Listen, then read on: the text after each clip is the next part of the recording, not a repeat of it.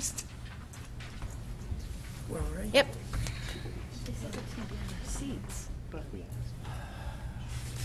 Welcome back from the summer. I'd like to call this meeting of the Board of Education to order. Present is Mrs. Eileen Lou McCormick, Mr. Mark Patton, Ms. Donna Carnell, Mrs. Jessica Gerber, myself, Philip Dwyer, Ms. Tricia Pitko, Mr. Nick Asa, Mrs. Jennifer Maxon Kennelly, and Mr. John Llewellyn. Could I have everybody stand for the Pledge of Allegiance? I pledge allegiance to the flag of the United States of America and to the republic for which it stands, one nation, under God, indivisible, with liberty and justice for all.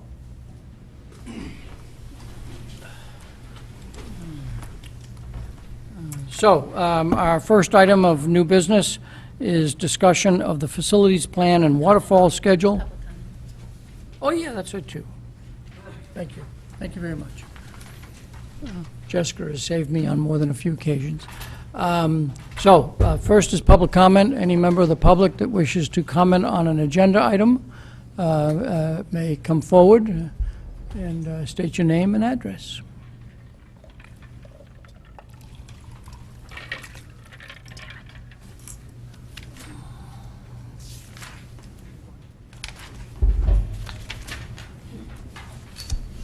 Hi, Jill Vergara, 271 Old Post Road. I'm the Sherman BOE rep, and I'm also the Safety Committee Chair. So I'm here to talk about Tom Cullen's chart on the summer projects. And I noticed that Sherman was listed with the bus loop as one of the projects that he's listed as a potential project. And I wanted to come to you and talk in support of that project and try to convey to you how important it is to get this done.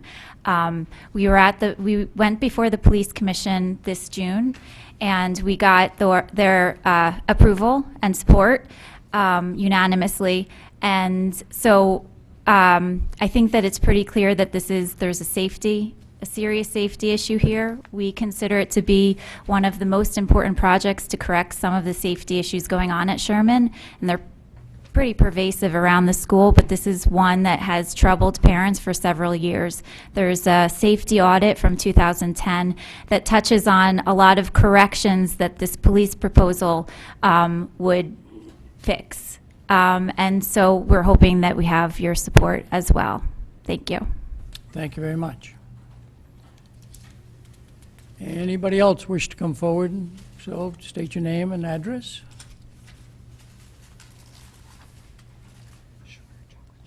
Okay. Seeing nobody else, thank you very much.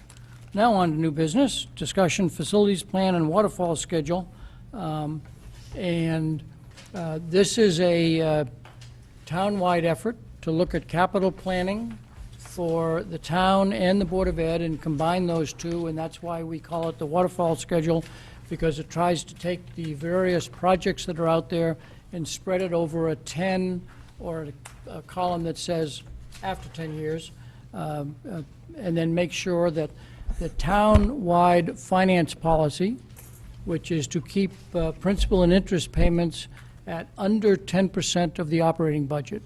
And depending on who you talk to, some would prefer it to be at 8 and even lower, but that's the range that, and the rationale behind doing this is to make sure that the town does stay within that overall financial guideline.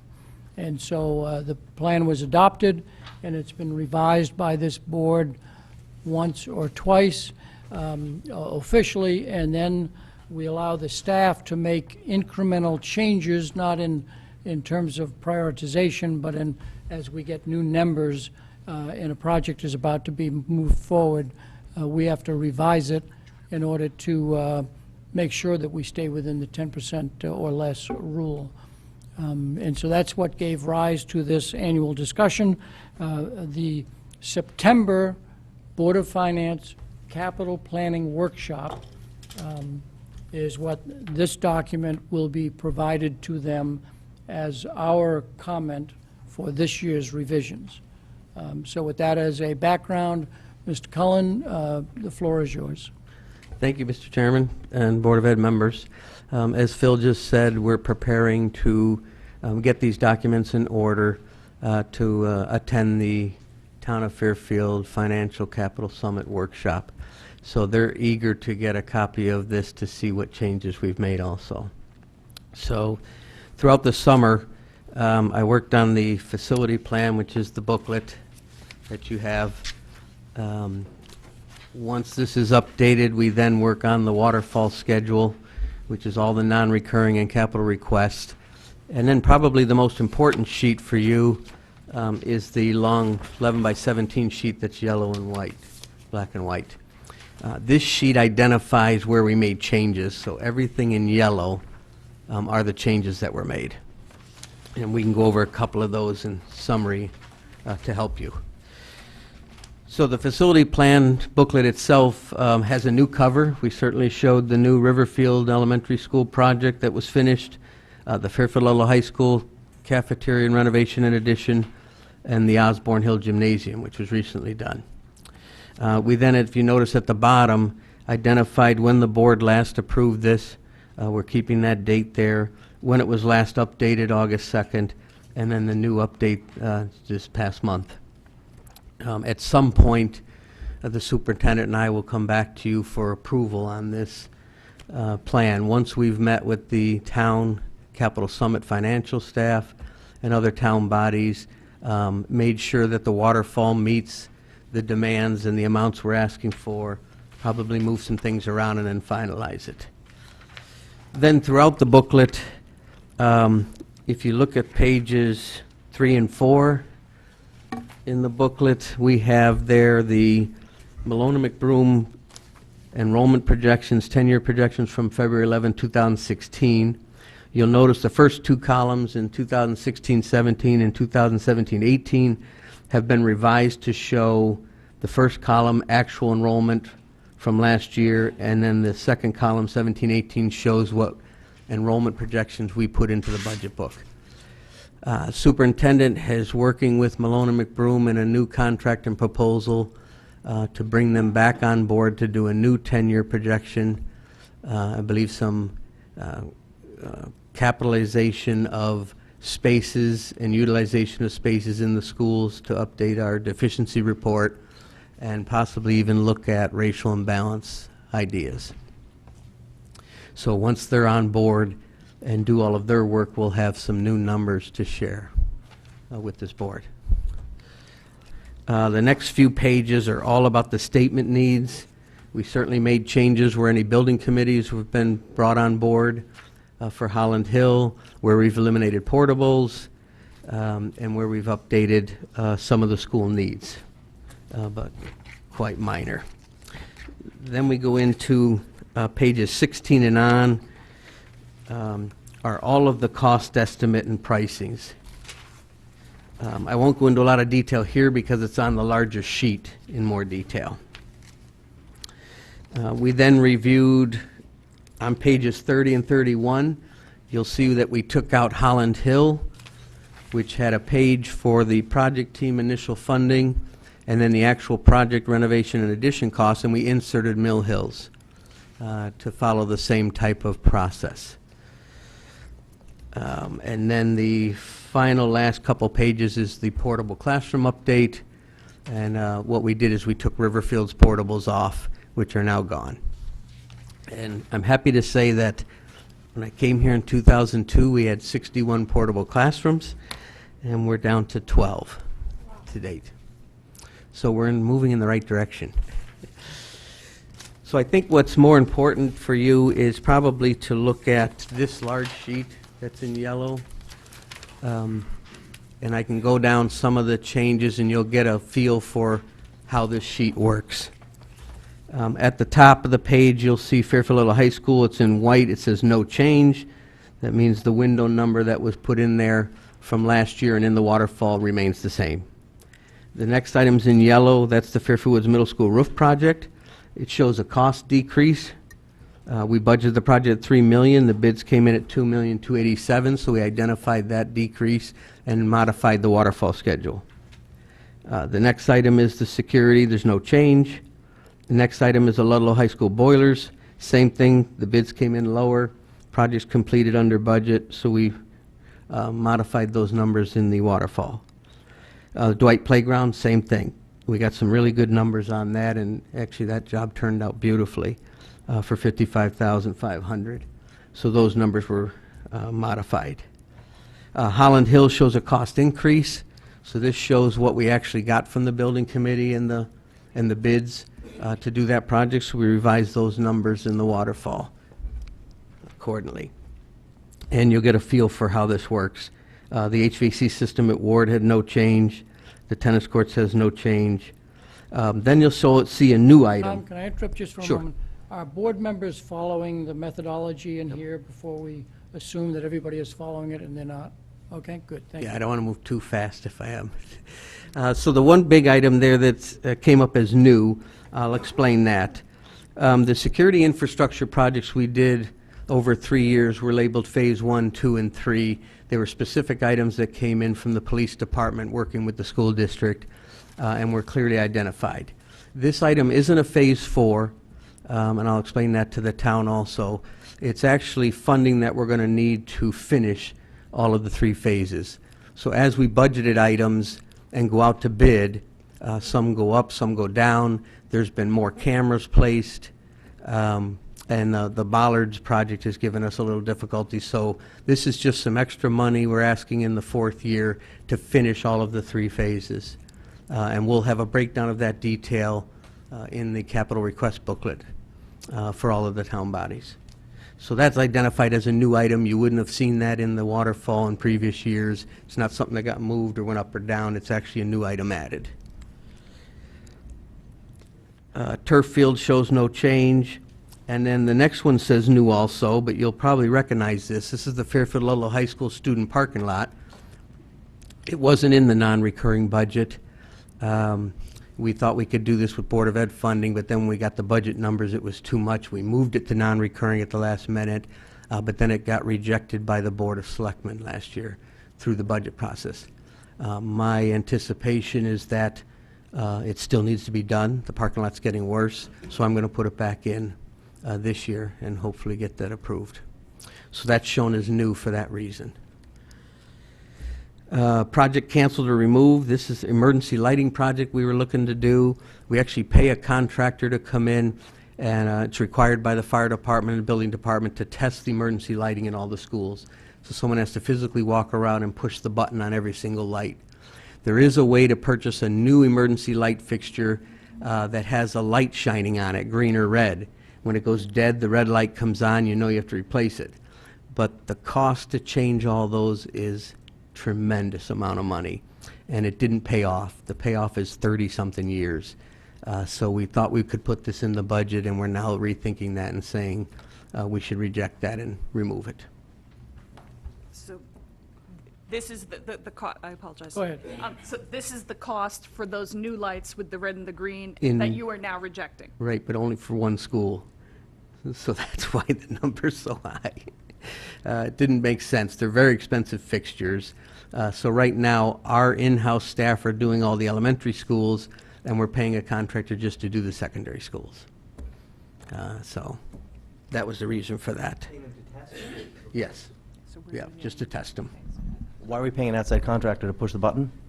Because of the amount of the fixtures that are in the 2 high schools and middle schools are tremendous, and he's there anyway doing fire extinguishers and other fire equipment. And he was able to roll that in at a pretty reasonable cost. What's tremendous and what's a reasonable cost? We're paying him about $18,000 now to test them And how many are we testing? annually. Well, there's over 200 at each high school, Still sounds expensive. so. I mean, we couldn't add that to a night shift To our and save a little staff, bit of money? no, our staff now is swamped doing the elementaries even. But we have internal maintenance folks who could push those 200 buttons over the course of a A period of time. lot of them are elevated locations. They need. Stick? They need ladders and lifts, and it has to be done at night, so. Okay. I think we should look at this. I think that sounds like a lot of money to push 200 buttons. That's just one school. So he's doing all the secondary schools. So it's $1 million. No, sorry, it's 18,000 times 5. It's $100,000 No, it's 18,000 for all of them. for all of them. Yes. For Got it. all Okay, five thank you. Yep, schools. for all 3 five. middle and And they're 2 200 high schools. Yeah, and I can get you the exact number of how many are each school. If you But want is to it look two? at that Was your in more 200 detail. number per school or for all schools? No, one of the high schools is 227, I remember. Okay, and the middle schools? So I don't know the number. That's why I can get it for you if you want. Please do. Thanks. Okay. Just make a quick note so I don't forget.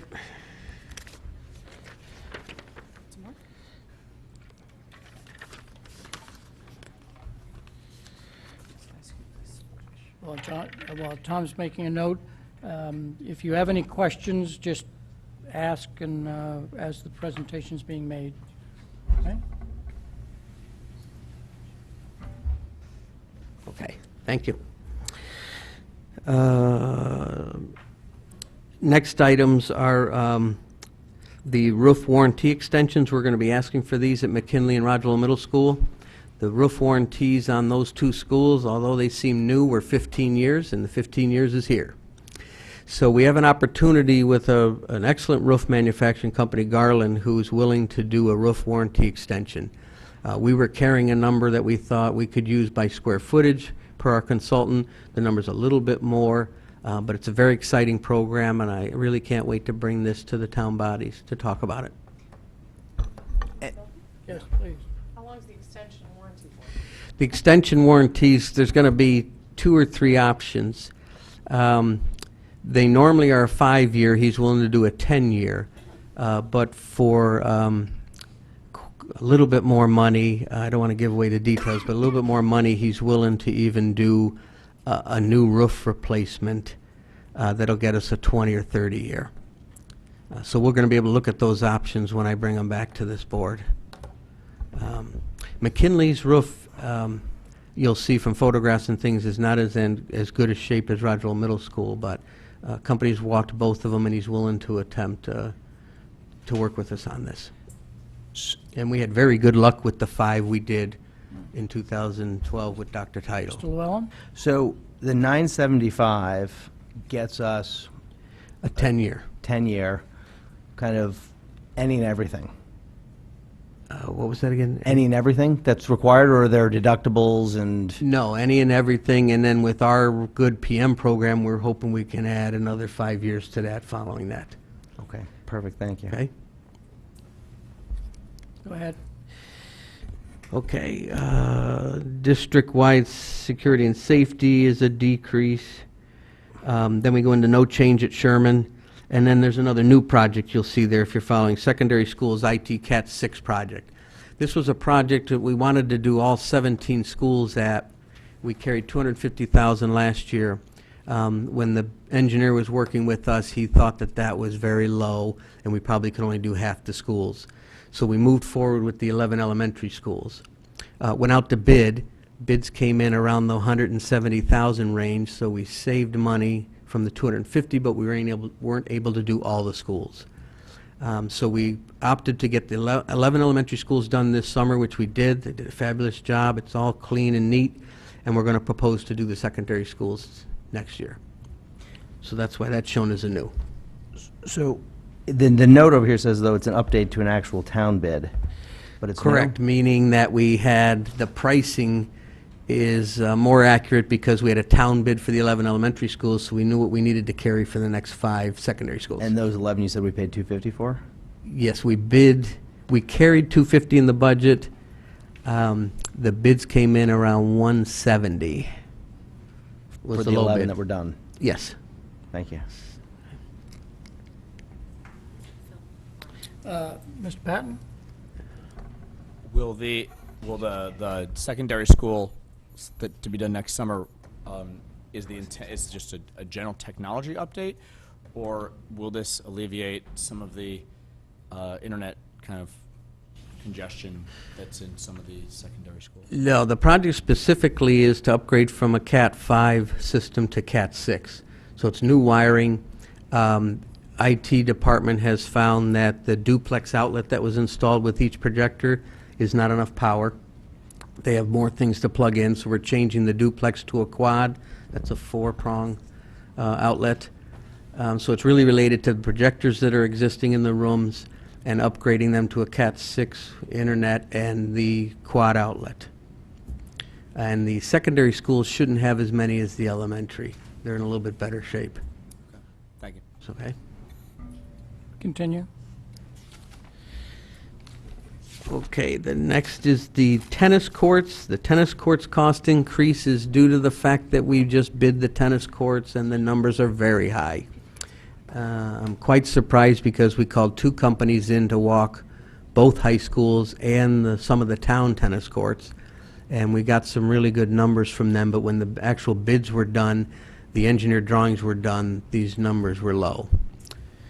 So fortunately, we had bids come in for Blake tennis courts, and the town had some they were doing, so now I have better numbers to propose Ludlow High School, which will be coming up next. So I had to increase the numbers in the Waterfall for that. Then you'll see we run into Mill Hill addition and renovation. We took these numbers from the recent projects that are completed. Riverfield Elementary School, Stratfield, Fairfield Little High School, Osborne Hill are now giving us stronger numbers. Really, where a lot of the numbers were running short were in the contingencies. We weren't carrying a real lot of money for contingency for the contractor, for the architect and project team, or for the owner. So a lot of that increased, and then you'll see our site work did.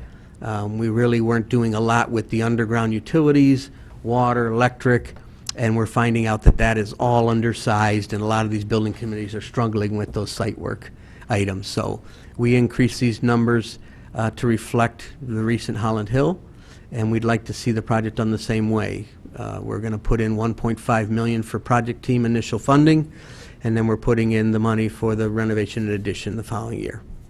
So that's why those numbers are increased. Ms. Pitko? I hate to go back real quick, but can you just give me an idea, why does it cost more to do the tennis courts at Fairfield Ludlow High School than the whole parking lot?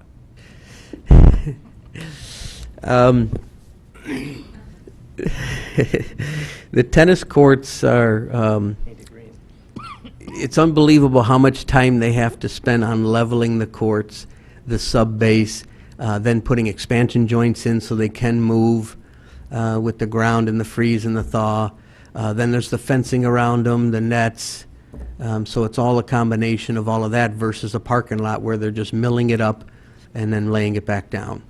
The tennis courts, they're very specific of how much they're pitched so that the water drains off them and there's proper play. Then they're coated. I would have liked to seen us go the route of post-tension concrete. It's the wave of the future. The town, Jerry Lombardo, before he left, was asking me if we could try it, but those numbers are huge. They're double this.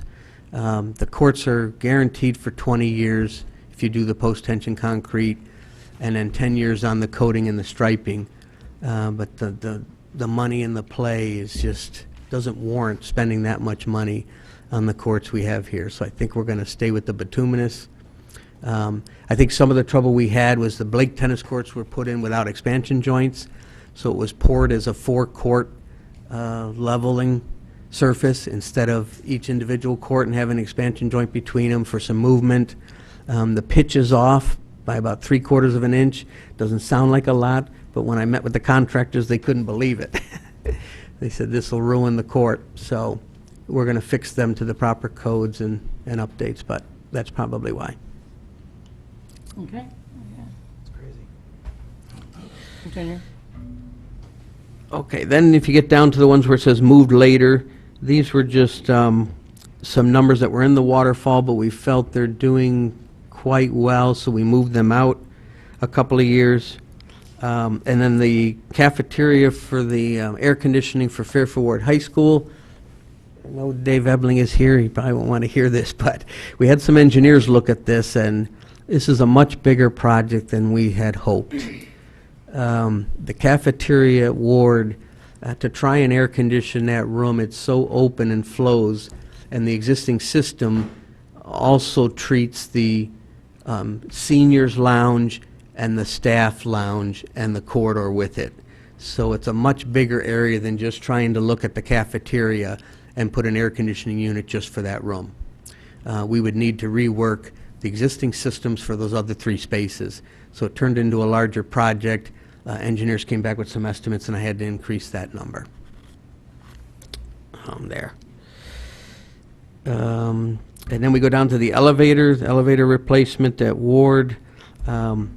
This one elevator in this school system is proprietary to Cone Elevator or Coney Elevator, and we're having a lot of troubles with this company. The circuit boards, every time something goes wrong, he needs to order something from Texas, and we're having some real problems. It's a very old elevator, so at some point we need to replace it. Ms. Gerber? I'm sorry, is that Fairfield Ward High School or Fairfield Woods Middle School? Fairfield Ward High School. That's, because I think it says FWMS, Elevator Replacement Project? Yes, that's Fairfield Woods Middle School elevator. I thought you were talking about the one before that with the air conditioning. No, I was talking about you, because you just started talking about the elevator replacement, and you said Fairfield Ward High School. Oh, so I'm sorry. I just wanted to make sure I had it It's right. Fairfield Woods. Okay, great, thank you. Yeah, Fairfield Woods has 2 elevators. One of them is a Kone aging elevator. Sorry about that. And can you also on that, well, that unit and the AC unit for the high school, could you get us the repair costs over the last 4 or 5 years, please? Yes. Thank you.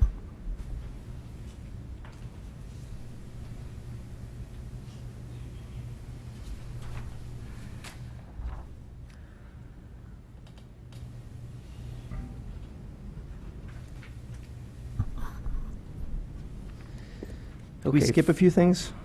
Like bathrooms and portables?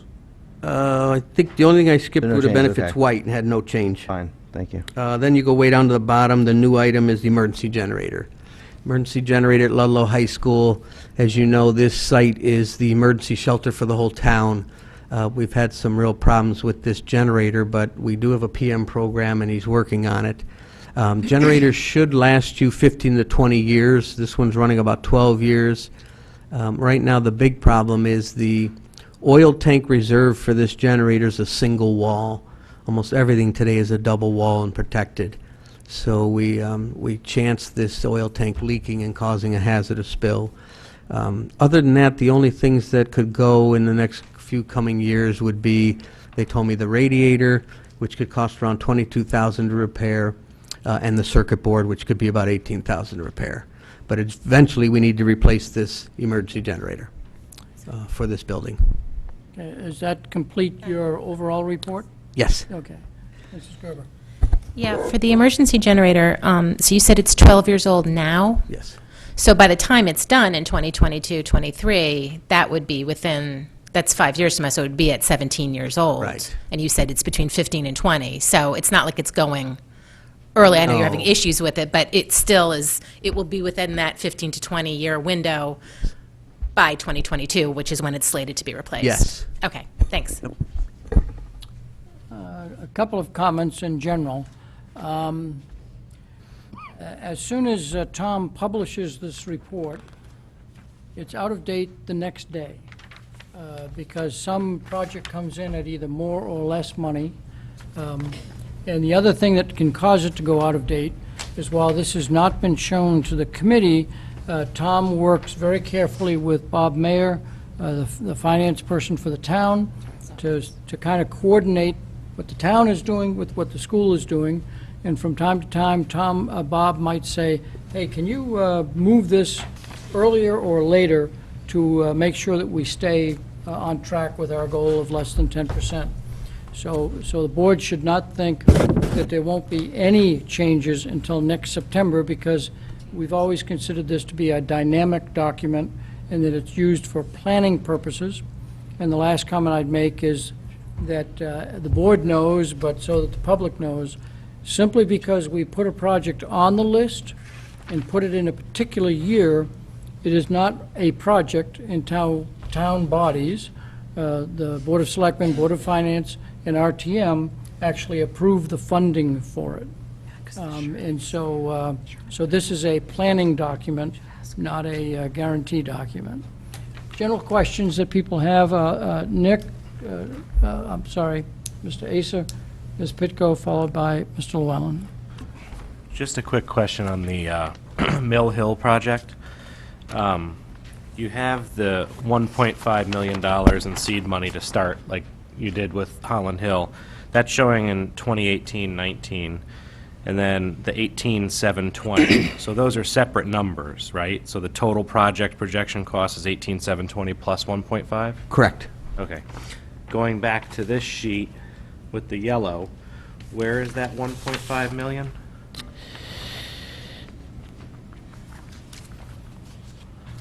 For 2018 and 2019? It's not shown there because it didn't change. So it's probably not in there, or it's a mistake and we didn't pick it up. Okay, could you look into that for me? Yes, I can. That's going to change your total too, correct? Yeah. It'll change the total on this sheet, but not the waterfall. Right, but if we look at the bottom line, this whole thing goes up by almost $10 million.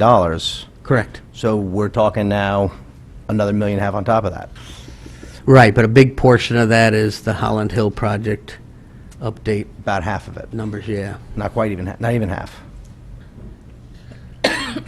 No, Holland Hill went from 12 to 17,250. Right. That's only 5250. Yeah. Right, that's 5 of the 12. Yeah. But I'm just concerned that there's $1.5 million missing That's a from good this catch. spreadsheet. Yeah, it's a good catch, and Yep, thank I you. will search for it. You don't know how many Mr. times I looked Mason? at this. Ms. Pitko? I'm actually looking at the long-range facility plan book on page 20.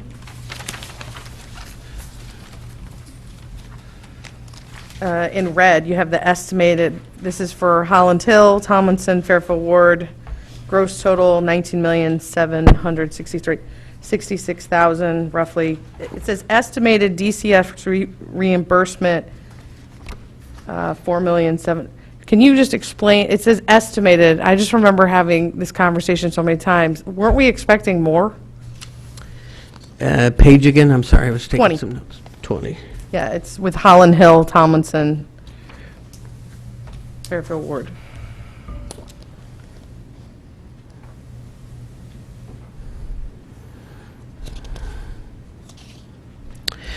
And you're looking at... Red, the estimated DCS.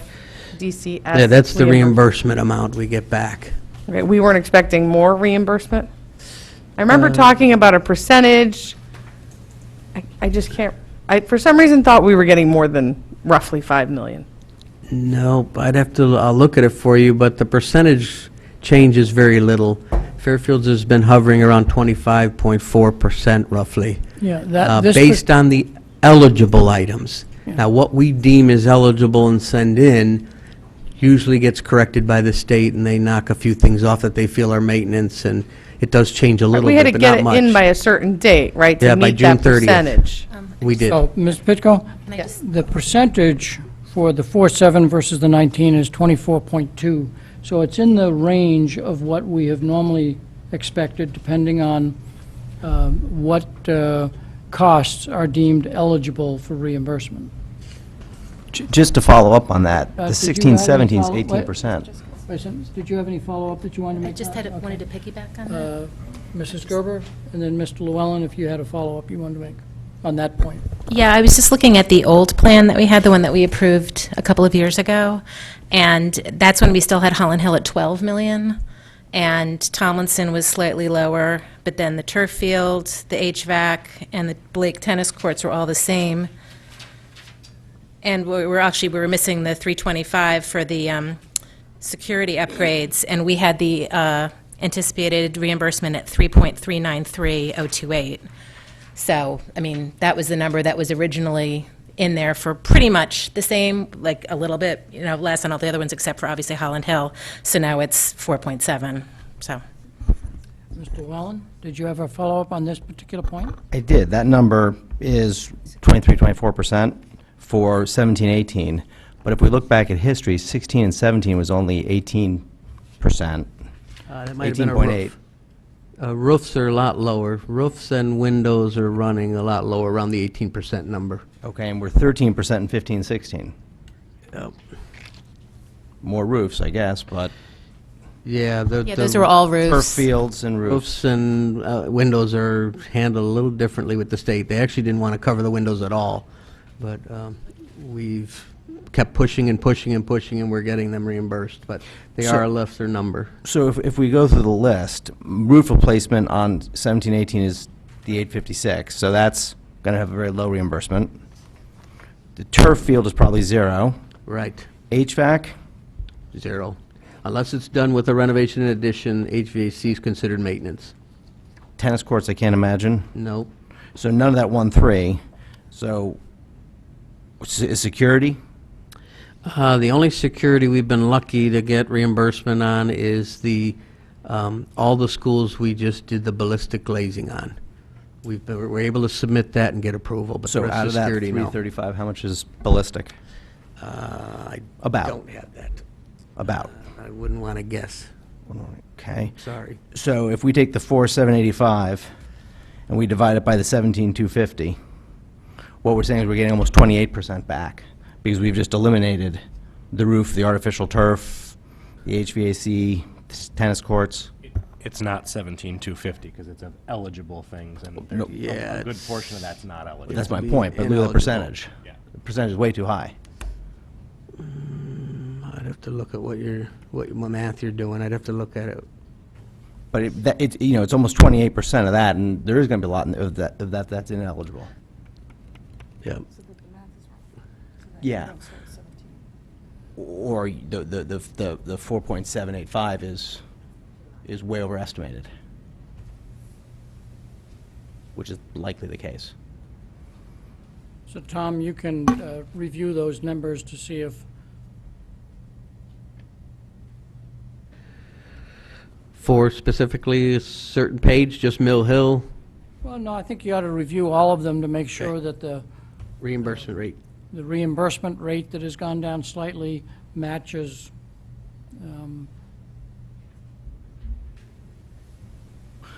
that the calculation is correct. Got it. And since there was this, since it doesn't look quite right, why don't you do it by line item for us, please?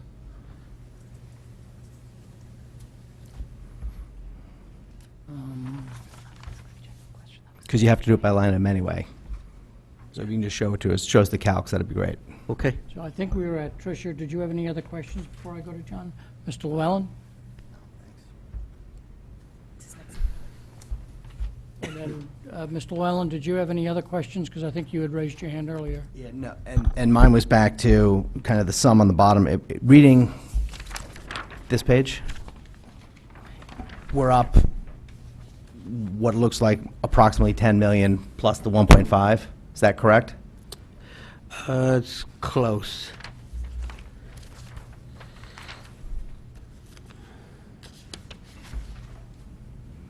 Yeah, I actually think if you look at the waterfall, we're up 8 million and change. Okay, so you But I've got to figure out what happened with the Yeah, Mill so Hill. you got to review all your math, because one's showing 11, one's showing 8. Project initial funding, yes. So they're not in sync. Yep.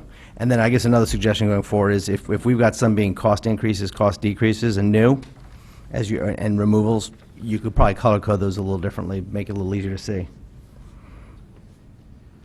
Cost decreases could be yellow, increases could be red, whatever, to make the chart easier to read going top to bottom. Okay. Thank you. Mrs. Maxon Kennelly? Stuff here. Just one question. Well, first to Mr. Dwyer. So next meeting, we're having additional discussion on this and it's voting? Or if we have any additional questions after this, after we actually have time to look it all over, we're doing it solely by email?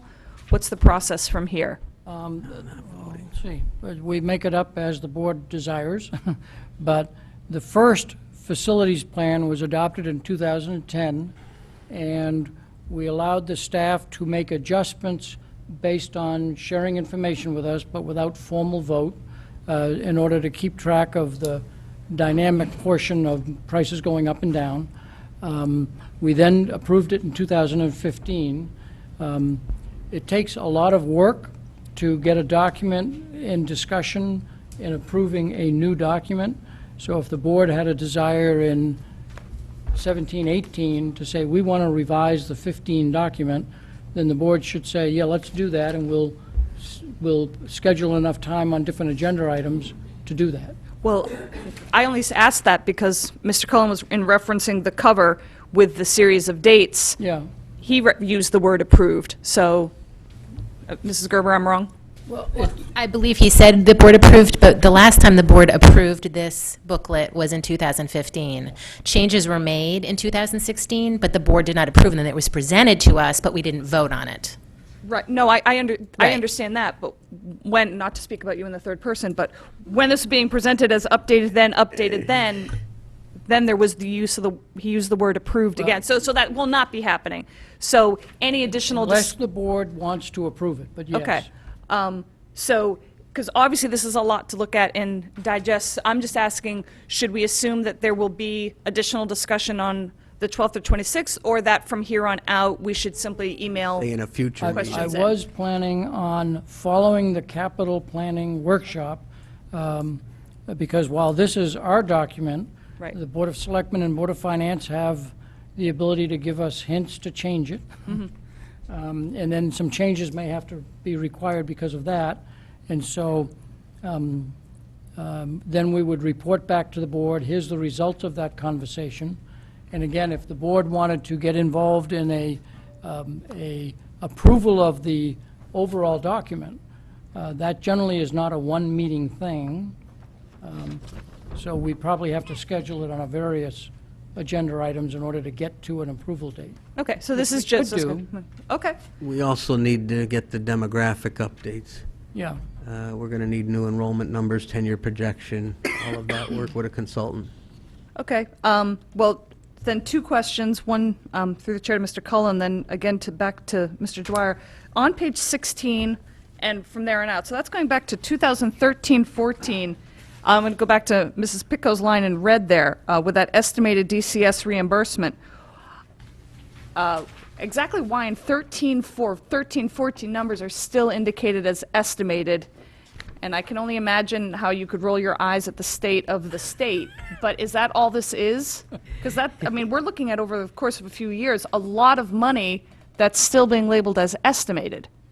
Yeah, I think it's just a matter of the form has cost estimate at the top of it. These numbers now are actual because they're completed. Okay, But the board should know that the state does not, like in 60 days, review our It's a very long process. very long process. No. So these, that Tom says, are actual numbers, but it is not surprising for the word estimate to be there for at least 2 or 3 years. well, that I understand, but if we were expecting a check for $7.7 million, I thought that would be interesting to know. But no, in fact, this is actual, we've received it. Yeah. Okay, And the other thing is that we do get progress payments.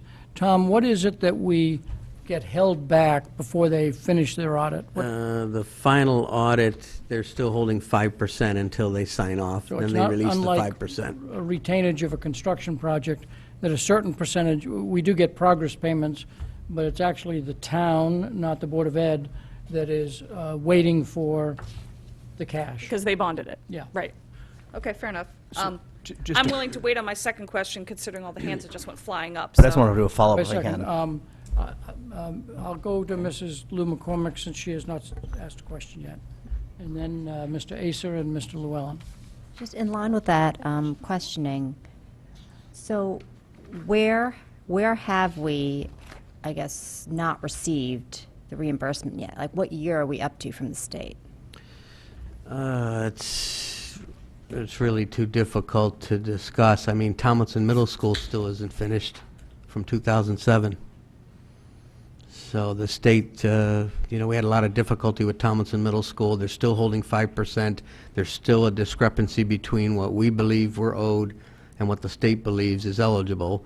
And we've been arguing back and forth and working with Bob Mayer and the financial team. So So just in understanding the total. generally, that's Like, without going into specifics, what's the total amount that we still believe we are owed from the state that has been unpaid for prior projects? from all the projects. I wouldn't I have think that. because it's the town who tracks that, Mr. Cullen probably would have to talk to Bob mean, Mayer and say, I what's could do outstanding? some work and pull it together Because for you, that would but be interesting to know how much we are still expecting. And I guess in the meantime, we've funded it, so if we suddenly received it, would that mean it's like a windfall? Or is it in fact that if they didn't pay it, we are in deep trouble?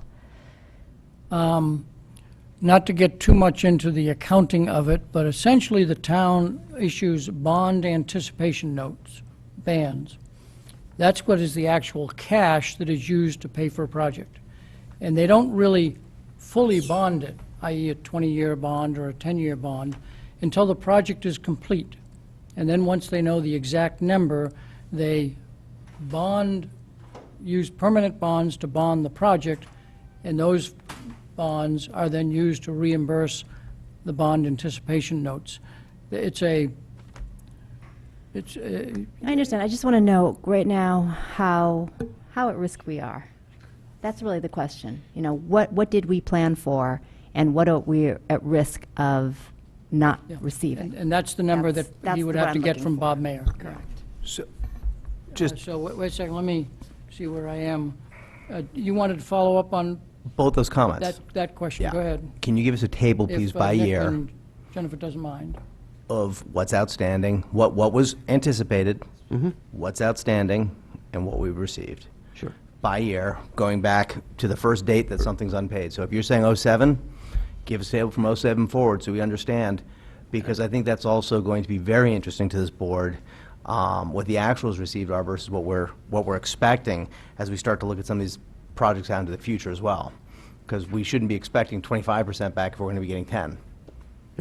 And so, because I'm the person that has to say this, we are opening the schools for a new season, and so I'll have to have Tom work with the superintendent to see what's on his schedule of things to get done as to when he can get to this project and this research project. It might be easy, and it comes out quick, but at least give the staff some margin for setting priorities. And I have my second question. Let's see. Eileen, were you finished? Okay. And and then you had a second question that you deferred. Right, and so, again, I don't know if this... Mr. Asa. I don't know if this would be to Mr. Dwyer or through the chair to Dr. Jones, but doing the enrollment projections again, and what I don't have in front of me are the past few years covered by the last one that we did. I'm just questioning if it has been relatively overall spot on. I'm questioning the expenditure on another one. I mean, we knew that the previous company that we had done, we had reason to find those numbers more suspect, but I'm just questioning the expenditure to have them do it again. Or maybe if it's a second time, it costs a lot less money, but if they have been, and I don't know that they have, if they have been relatively close and reliable, why do we want to pay to do that again? Let me make one comment that has sometimes been made.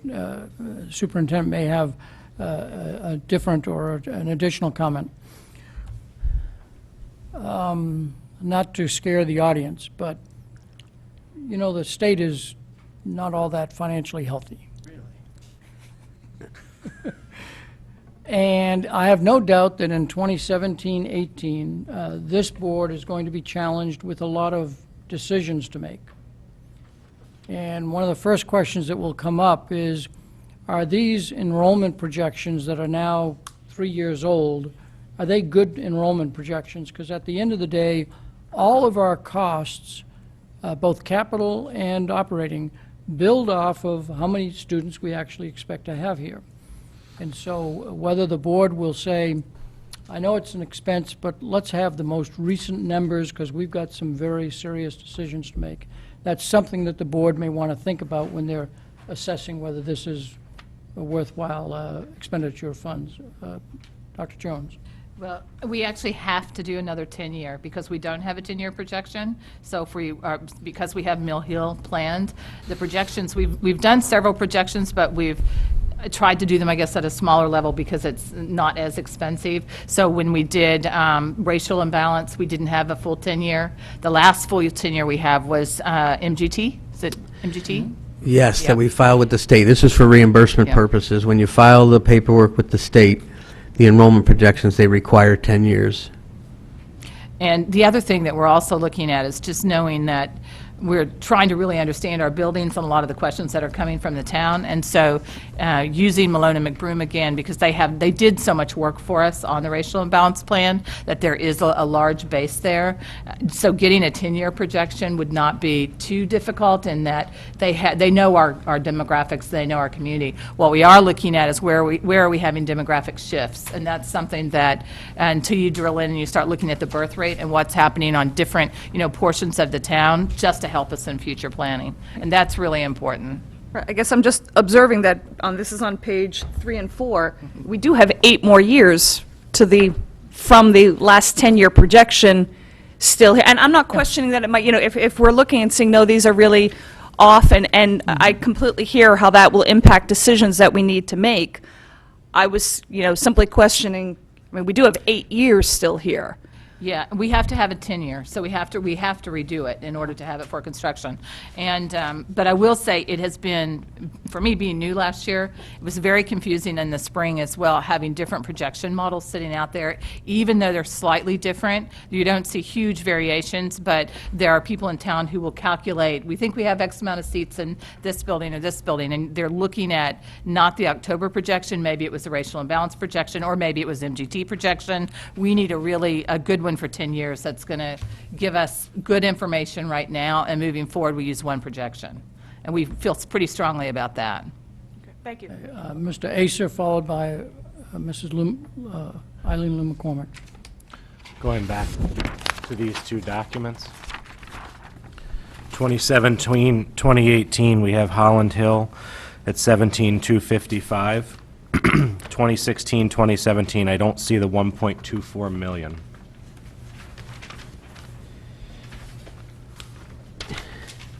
It was 1.24 million. It's the top of the page on the first page, 2016-17? Yeah, I don't see that drilled down to this spreadsheet.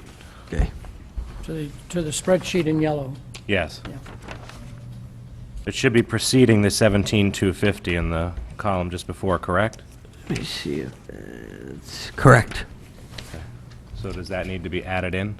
I would say yes, Okay. and I'll look at that too, along with Mill Hills. One other comment I would make is that the waterfall chart that you see is about a 6 or 7-year-old document. It's kind of been refined so that we know how to do it. Last September, the Board of Finance asked for a document that could show the ins and outs. And so this is actually the first time that we'll be presenting to them and to the board this kind of in and out document. So we have some fixes that we have to make. And I'm glad that the board has caught them. Me too, thank you. Is that it, Mr. Asa? Mrs. Lou McCormick? In looking at that, I just want to recollect, when we put this number in for the Mill Hill renovation in 1920, that 1872, does that presume a 504 build-out? Yes. Okay. And, sorry, just as an add-on, Continue. did we ever go through the exercise of saying, what if we didn't convert it to a 504, what the cost reduction would have been? Or did we only do that for Holland Hill? No, I think we did with this board, both schools, Yeah. Holland Hill and Mill Hill. We did, There were numbers presented for the 504 versus, I think it was 462. 462. Yep. 462 for both schools.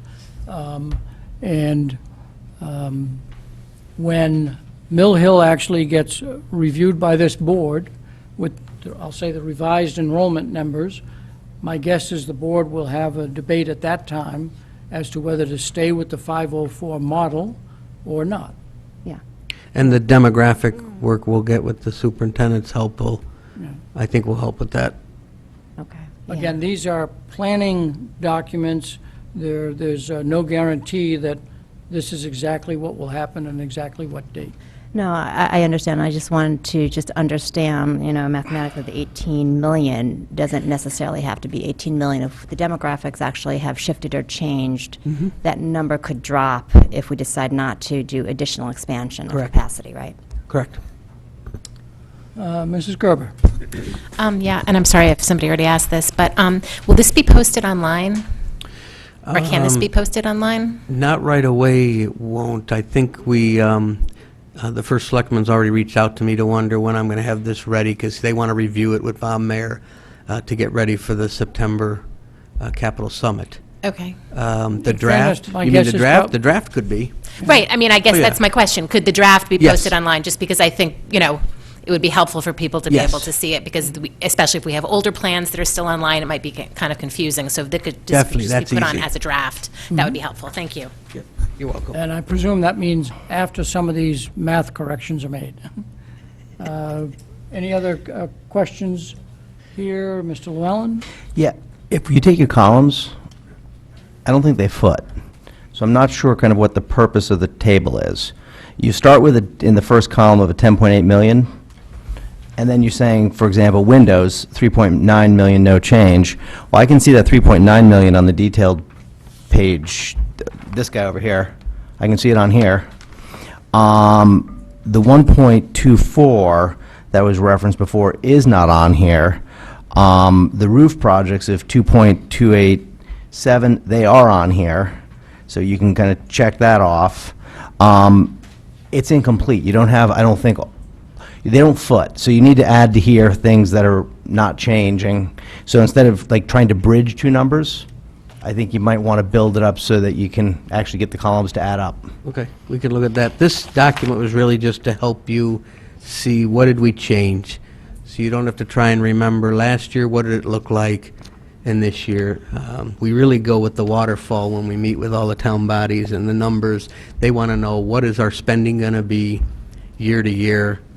So that's a little bit more important. We really developed this last year to try and help this board understand what did we actually change, how much did we move around or change. But I'll look at that a little closer and see if we can't get it to mirror the waterfall.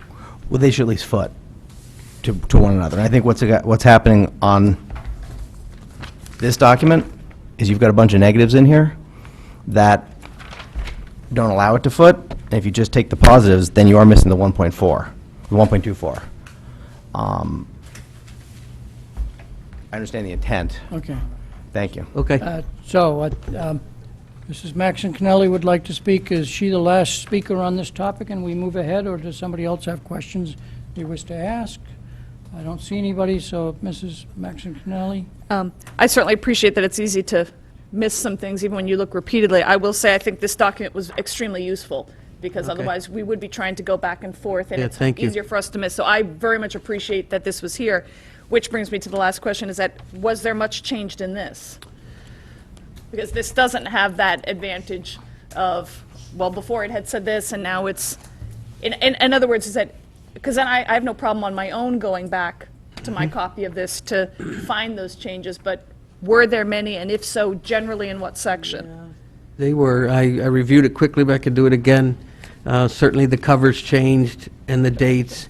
I'm okay with the colors and the pictures letter. changing. That's okay. Well, I'm real proud of those projects, so I have to keep pushing that cover.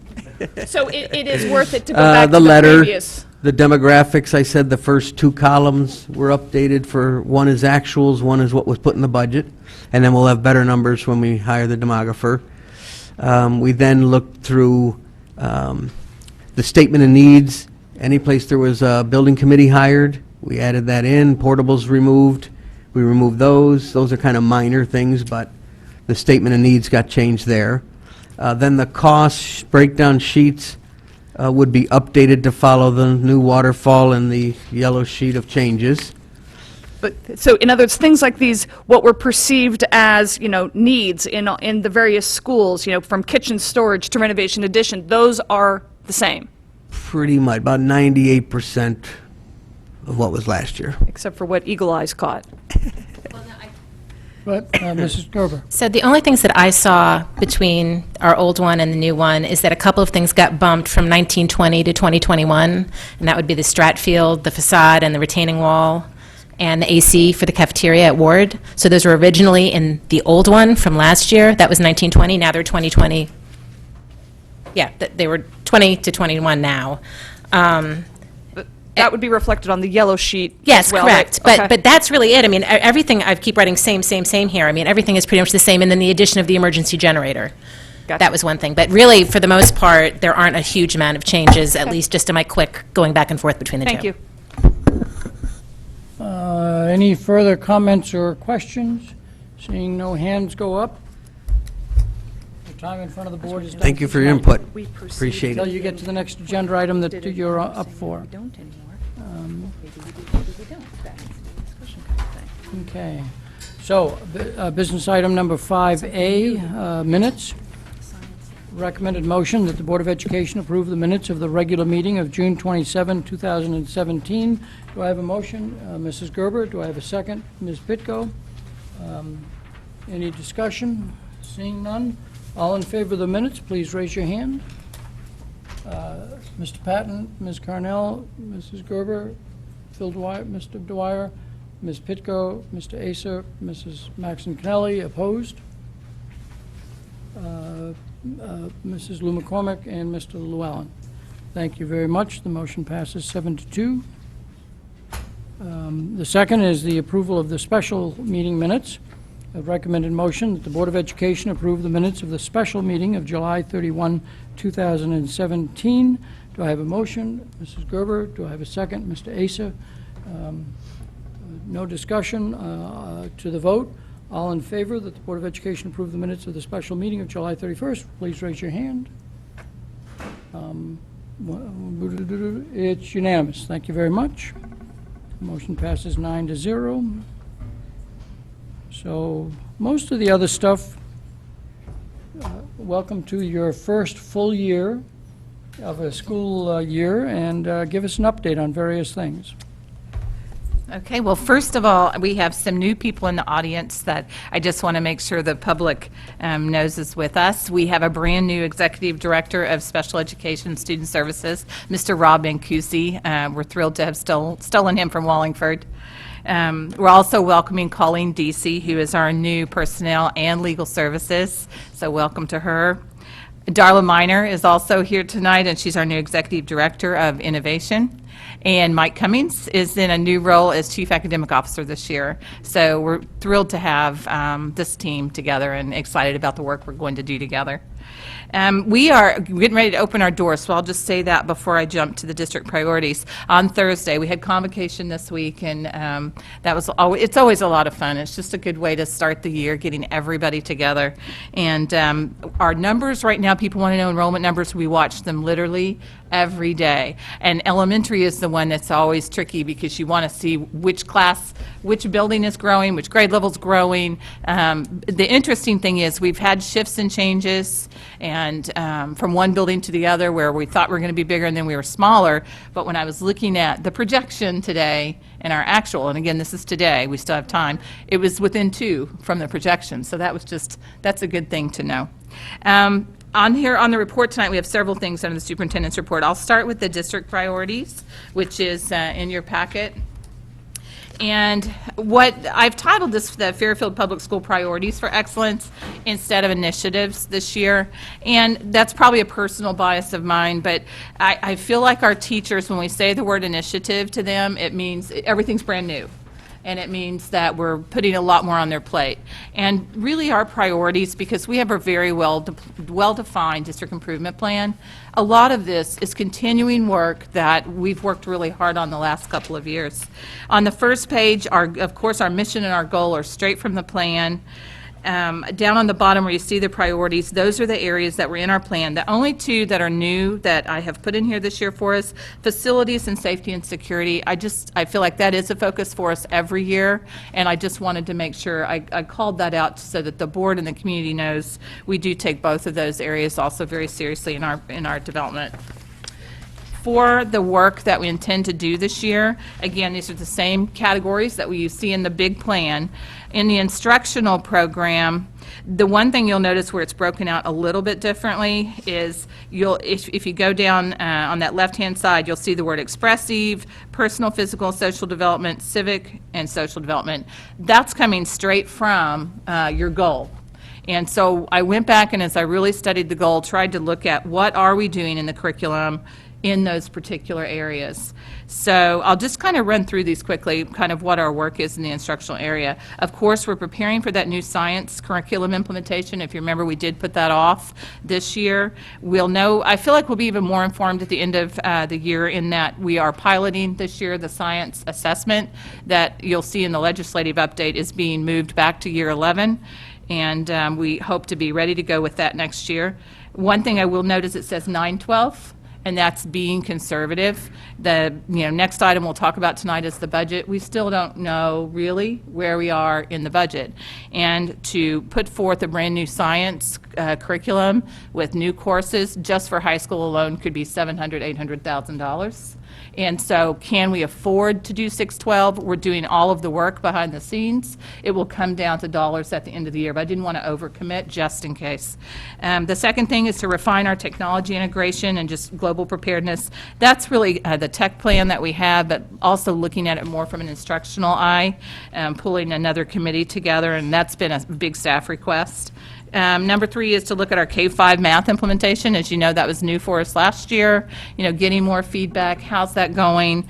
In our 5th grade especially, we've had a lot of movement towards really differentiating our math, where one teacher is teaching all of the math, and so we want to watch our results and see how that's working, and is that helping differentiation at a much deeper level. We also are going to be studying our high school graduation requirements. When we look at the legislative tonight, you'll see they have kind of opened the door on that. One good thing about that is it's much more wide open than it was, and there are several of us, including me, that are going to seminar all throughout the year just what we are allowed to do, how, and both of the high school headmasters will be going to that as well, what we can do, and kind of where is our thinking, especially like even on capstone that we've talked about for many years.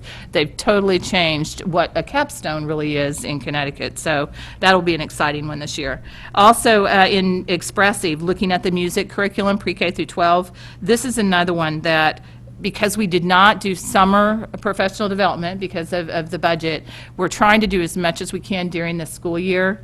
This is probably a little too ambitious, having pre-K through 12. It'll probably end up being 612 or pre-K 5 this year, trying to just start the thinking on the other half, but we may not have the funding or the time to get all the way through pre-K 12, but we're going to try.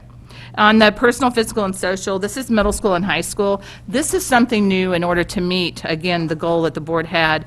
And this morning, we spent our entire secondary teaching staff, all 3 middle schools, both of our high schools, Walter Fitzgerald staff, were all together at Ward. And we were learning about a DBT. And this is a program we'll be coming back to the board more with. But if you think about it as really focusing on the social, emotional aspect of a child and our young people, and actually meshing that with academics as one. And that's something that we know our high school students especially, we hear all the time about the stress and pressure that our young people have on them. DBT actually gives teachers skills in how to respond, how to work with students, and it also helps us specialize some of our programming to really help some of our students who are DBT. What's the acronym stand for? Dialectal behavior therapy. I wish it wasn't named that, though, because it really doesn't fit, I don't think, what the work is. But and we will bring back, and you'll know more about that. But we're very excited about it. And it's very much been led by the staff. And they actually were looking at this about a year and a half ago, and Westport jumped on board ahead of us. And so we were able to watch them last year as they were implementing and really be able to talk about what it was looking like, and is it really helping your students and helping teachers, giving them a better skill set and knowing how to respond to students who can be in distress. Also looking at the social studies implementation. We're excited about that. That's 3 through 5 in the social development. As you know, we have a pre-K that we have moved from Dwight to Stratfield, and we are also studying and planning for, it says behavioral services. What that really means is having some sort of behavioral intervention for our students, specifically in K-5. This has been a big request from our principals, even from our staff. When we have a child who's exhibiting behaviors that are we're not able to cope because we don't necessarily have the skill set in a particular elementary. You either have to outplace that student and go find another school for them, which right now is kind of what's happening, where we would like to be able to develop a program so that we can keep those students with us and be able to meet their needs in district. And if you think of it kind of similar to what we've developed for the CLC, it's just for a different type of need. For school and team development, this is looking at student achievement and our performance. And we are very focused. We really have one, I'm going to say, main goal, because it touches everything, and that is SRBI this year. And we're very focused, and that is on our intervention system. And do we have the right tools and resources to help every single student be successful in Fairfield? And that goes right back up to the top to the DBT. If we have a student who is a 4.0 kiddo, but they are so stressed out that they're either not wanting to go to school, they're having school avoidance, what are we doing so we can help that student? If we have a child who is really struggling and learning to read, what resources do we have in place to really help them? And so all of this is tied to our student achievement so that every student is getting what they need.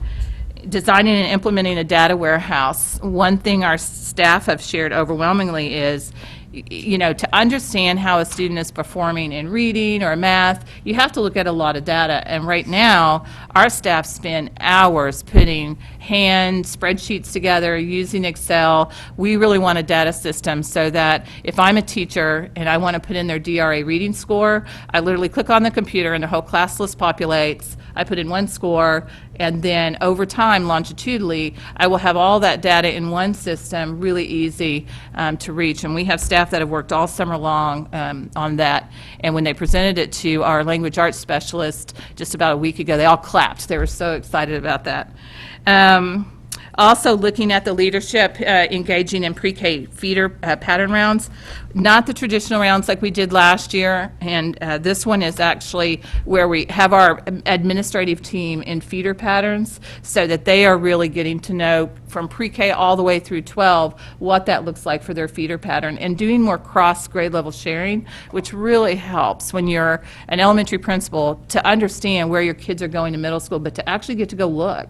What does the math class in 7th grade look like, and are we preparing our kids, and doing that all the way through? And so we're excited about that too.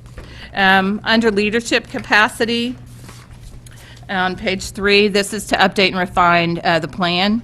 We really want to, at the end of this year, take a good look at everything we've accomplished, what do we still have left, and kind of be able to do a reset to look forward farther.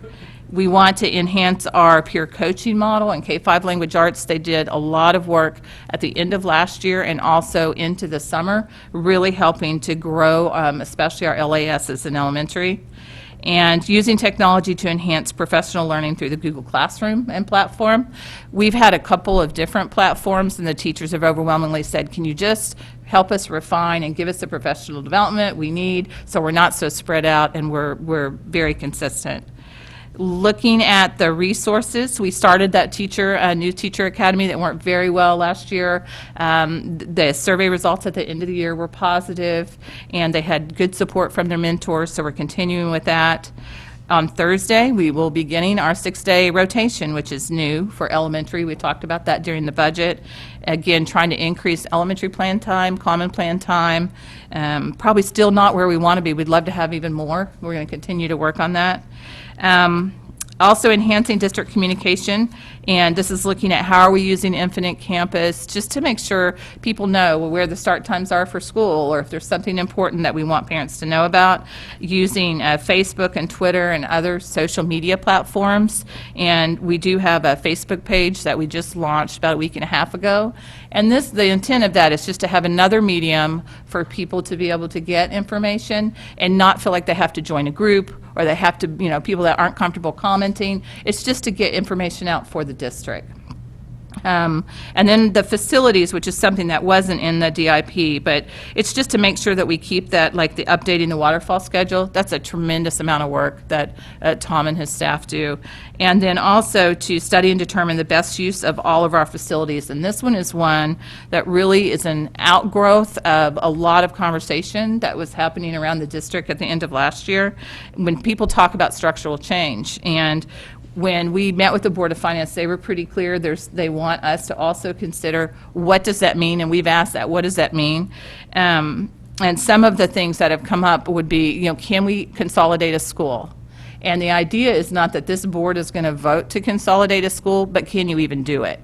Because right now, there's a kind of I'm going to say a battle that wages in the town where people are asking hard questions because we may be facing, what we hope not, the $9 million pension and those sorts of reductions. But if we are, we don't want to be sitting there facing that in January, and we haven't answered any of the questions. And I look back on the class size discussion we had last spring, and this kind of feeds into that. That was a really good discussion for the board to really, think about, and you made a decision, and we've stuck with hiring in that direction. This goes along with the study that you were talking about with the 10-year projection, because we can answer these questions without a great deal of effort, because they're already having to pull 10-year projections. They're looking at, in order to get good projections, you have to look at the births around the town, which is going to help us understand demographics. Do the demographics even today look like they did 3 years ago, as far as where we're seeing growth at our schools? And when you look out 10 years, and we know our schools are so big, is there even room to consolidate a school knowing what we know about student population? And it's important that somebody who's an expert in the field do that, not me and not Mr. Collin. Because when I look at it, I would say it's almost impossible to do. But I don't know that that's what they will say. So that's a big one, but it's we're hoping by October they'll have the first report for us to start looking at, just so that we have good information, again, as we're in this difficult budget year. And then the last one is safety and security, and this is working closely with Fairfield Police Department on relocation planning, and that's something we started at the end of last year, and it's an important task, because in order to have a good relocation plan, you have to be coordinated with these places where you could relocate children. And that could be for a gas leak, could be for anything. And so we're working on that, and we've been making great progress on that, but we want to get that really nailed down this year. Behind that, what you're seeing, again, these are the specific actions that are pulled straight from the plan. It just tells you when those numbers are listed under our priorities, where they come from in the plan. And we're excited about the year and all the great work to come. So before we go on to item B, are there any questions that the board wants to ask Mrs. Maxon Connelly? I do have several, so at some point, if someone else wants to interject, Mr. Dwyer, I certainly understand that. First question was regarding the science curriculum and the pilot. What's going on with the CMTs in 5th and 8th? Is there a pilot there as well, and are we going to be able to skip CMTs in 5th and 8th, or am I incorrect about that? I don't think so. I mean, do you know, Mr. Cummings, about the CMT? Could you come up to the table? We have to, I don't think we have. I know sometimes people forget over the summer what our process is, but our vast TV audience wants to see you. I don't know about that, but I'm State here. your name and position. Mike Cummings, Chief Academic Officer. The pilot will be changing at the 5th and 8th grade level as well. Okay, so that is what we will be giving this spring? Yeah. Okay, and do we have any assurances from the state on our receiving results from that? Because I remember what we did, all the things that did not come through for that SBAC piloting. They are, at this point, I would have to check on that for you to be absolutely certain what they are assuring us at this point. But I do recall that you're right, we never did get results for that first SBA pilot. That's right. Yeah, that was I still think it was a better idea. I still think it's better to move on. You can get something from the students' reactions, Exactly. but some data would be awfully nice for that, especially given if we're having to hold off on some of the curriculum to have that to move forward. So thank you for that. I'm trying to whiz through quickly to see if there are other ones that would involve you, Mr. Cummings, and I'm not positive if they're going to involve you or not, so I'll just ask them in order. I'll be on a short leash.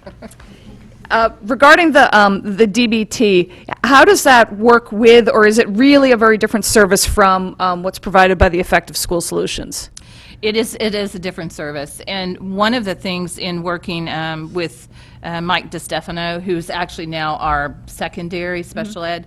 What I've asked him to do, and we're not there yet, is to get that continuum of services on a chart so people can actually see what the flow is, because ESS would be up here because it's right before you outplace. DBT is really about giving all of your teachers a skill set to be able to work with students in the classroom and learn on with some of those students before they become explosive, because they've been put in situations where they're not comfortable for a number of reasons, to have the skill set as a teacher to know how to diffuse that. So it really starts at the classroom level, and then it goes to, for a lot of districts, will have an actual course where you can actually be in a DBT class and get credit. And again, that kind of goes with our graduation requirements. That's going to help open the door for that. A lot of schools you would see like a mindfulness class, and the students are all going through mindfulness. DBT is not just mindfulness. There's about 6 different modules. It's much more expansive, and it is all across the country. Okay. And then regarding the social development, the pre-K implementation at Stratfield, will there also be, I noticed not listed on here was the fact that we'd had to move parts of the Early Childhood Center and the ECC Center of, and I think we were told, and I don't recall just how much of it ended up getting moved to different sites. Can you speak to that, and is there a reason that's not included on here? Well, it's one of those things where our focus, I guess, in the racial imbalance plan was to move pre-K, and so that's what's reflected on here. What I can tell you, I could easily add the ECC component, because one thing we're trying to do is really look at what does ECC look like when it's out in a building, for instance. It needs to look a little bit different. We're out of space at ECC. We want a high-quality program. We're actually very excited about it being based there. Things like music that we really haven't had the same access to, they're going to be able to have access to. We've made very careful kind of planning strategies to put the class right next to the pre-K that just moved there. So our ECC class and pre-K are already planning and coordinating together, which really increases our typical peer ratio on the playground just every day. So I could put that on here, and there's a lot of work that's happening. We just don't know yet long-term model. That's kind of on our thought process. What do we do when we need 7 classes or we need 8? Because and dovetailing on that, because it's usually at the next meeting that we get those preliminary September enrollment numbers. Could this be, because that is a classroom space being used, could this be included on that pink form that we get, so that it's, if there are 24 general ed classrooms at Stratfield, 22 are taken up by general ed, 1 is pre-K, and if another one is for ECC, that I think it should be indicated on that pink form, so it's clear how many classrooms are being taken up, unless it's not in a general ed classroom. But I think, not to mess up your template, because I'm sure there's that form, but if that somehow could accompany those numbers. We were just talking about the best way to show that today, and we were going to put it just with the ECC number, so you could see ECC because it's a special needs program, but I understand if you're looking at it from a facilities lens, you may want to see it, and so we'll look at that and see the best way. Okay, so thank you. you. Can see the number. You're welcome. Thank you. Next one, regarding the, down at the bottom, the designing and implementing a data warehouse, we're actually designing that from scratch. I'm familiar with the ECRIS system. It's the only one I know of. Haven't had to use it yet, but we're designing our own. We are able to go into IC, and because we do have some really sharp people in our tech department, primarily Marco has been working on that a lot for us, and he is building it based off what our teachers are saying they want and need. I think that's fantastic. Yeah. One question before going to the next page. I noticed that sometimes there are dates and sometimes there aren't. Was there a reason for that? It's if we're trying to complete something, that's kind of our target date. Not everything. Let me look and see what doesn't have a date on here. For example, number 3 at the very bottom was the only one on the first page that had no date. Yeah, I think I could put a date on there, but it doesn't really end at 2018. That's something that if we don't finish it this year, we know we're going to do X amount of rounds, but it should continue on. Before you move to page 2, let me see if any other board members want to jump in. I don't see any on anything, because so that you have a chance to ask questions, and Mrs. Maxon Kennelly gets a chance to rest her voice. Anybody that wishes to jump in? Mrs. Gerber and Mrs. Lou McCormick, and then we'll go back to Mrs. Maxon Kennelly. Okay, well, I'm skipping ahead to page 3, the facilities, the structural changes one. So it says June 2018, so I'm assuming by then you would want to have a report from the consultant. Is the consultant going to be Malone and McBroom? Yes. So they're going to be doing the enrollment projections, and they're also going to be working on this in conjunction with one another. Yeah, and one of the reasons, because they'd done so much work for us. Right. It was so much more expensive if you change companies. The other thing is they are a contract with CES, so we actually go through CES, that, you know how CES is our regional center? So yes, but to be honest, I have told them I really want the report by October. We may have a little bit more coming in November. I put June because there may be more questions that emerge that we may want them to go back and answer something else. Correct. Okay, so with that in mind, so if we're talking about basically almost next month, because September is Friday, so, which I think is great, because we know that these questions are going to come up during budget season, so it would be good to, have some at least initial answers. So with the whole issue of engaging the community input, will that take place, I'm assuming after we get the Malone and McBroom, so it'll be sometime after October, November, we will then say, okay, here's what we have, and, have a town hall meeting, or Right. engage different community groups to show this to them and get their input on it. Absolutely. So that's the plan right Yes. now, so it's October, November, hopefully you're getting the report, and then at some point after that, we will then have community engagement from everyone. Yeah, I think even as early as September, we'll be able to share kind of what a plan is to be able to get that engagement. That's what I'm working on right now.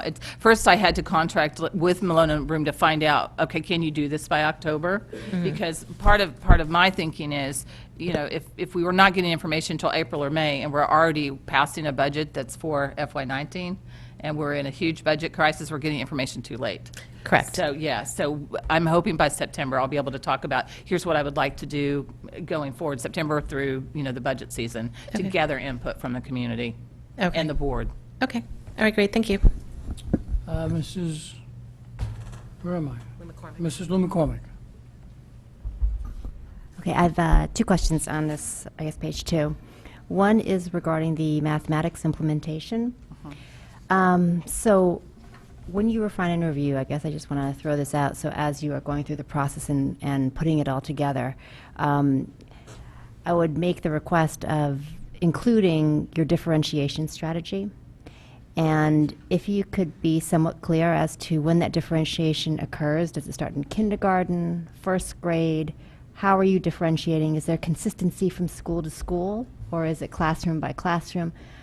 How is that working, and particularly with the new Bridges curriculum? Because I know there is some self-differentiation within that program, but I don't know that it's with fidelity being implemented the same way from school to school. And then the second part of that is, how has the connections with the home, which we've talked about before, been implemented? Have we actually rolled out that home piece to parents so that they can go home and either help support or, whatever they want to do with their kids to make sure that they're on the same page? So those are two important things for me on the mathematics. And then the other one was regarding music. I remember back when we had had to do some cuts to music, one of the costs was composition. I remember that being a very kind of exciting and different aspect that was taught in the Fairfield district that I had not seen before, at least when I was on Long Island.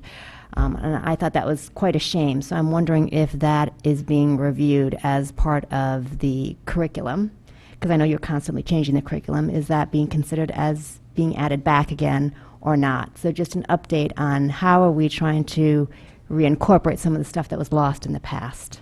Yeah, and just as a reminder, it's very teacher-driven, not administrator-driven. So our Sarah Hofer, who actually leads in that department, she'll gather input from all of her staff, and they will work on that together. But I certainly can follow up on the composition. I didn't realize that was something that was cut at some point. Yeah, because I think it's just a matter of hours that were cut, and I just do remember some actual little kids coming in here and talking about how their older siblings had put together this, and I even got like a CD of compositions that kids had created, and what a shame it was that this was cut. And so and we talked about trying to include it in the curriculum in future years, and I'm just not sure if that had ever been raised again, and where we are in that process. Is that it? That's it, thank you. Mrs. Maxon Connelly, back to you. Thank you. For the district success plan, engaging leadership and staff, this is the top one on the next page, just to place you. How is that being, the district success plan, how is that being tied in with the SIPs for the various schools, all of the school improvement plans? Well, our main goal this year is SRBI, and so we spent our 3-day advance with our entire leadership team talking about what each building needs to be successful, and every building is in a different place. Yeah. Some of them have a really refined process, and they're really looking at fine-tuning their interventions. Some of the buildings feel like we just don't have a process yet. We haven't been able to figure out how to make it work on our schedule. And if it's a building like that, that's where they're working. We have an elementary consultant and a secondary consultant that's coming in and helping us kind of lead on that process. So it really is about what each building needs, and that is their site improvement plan. And it is about the SRBI process.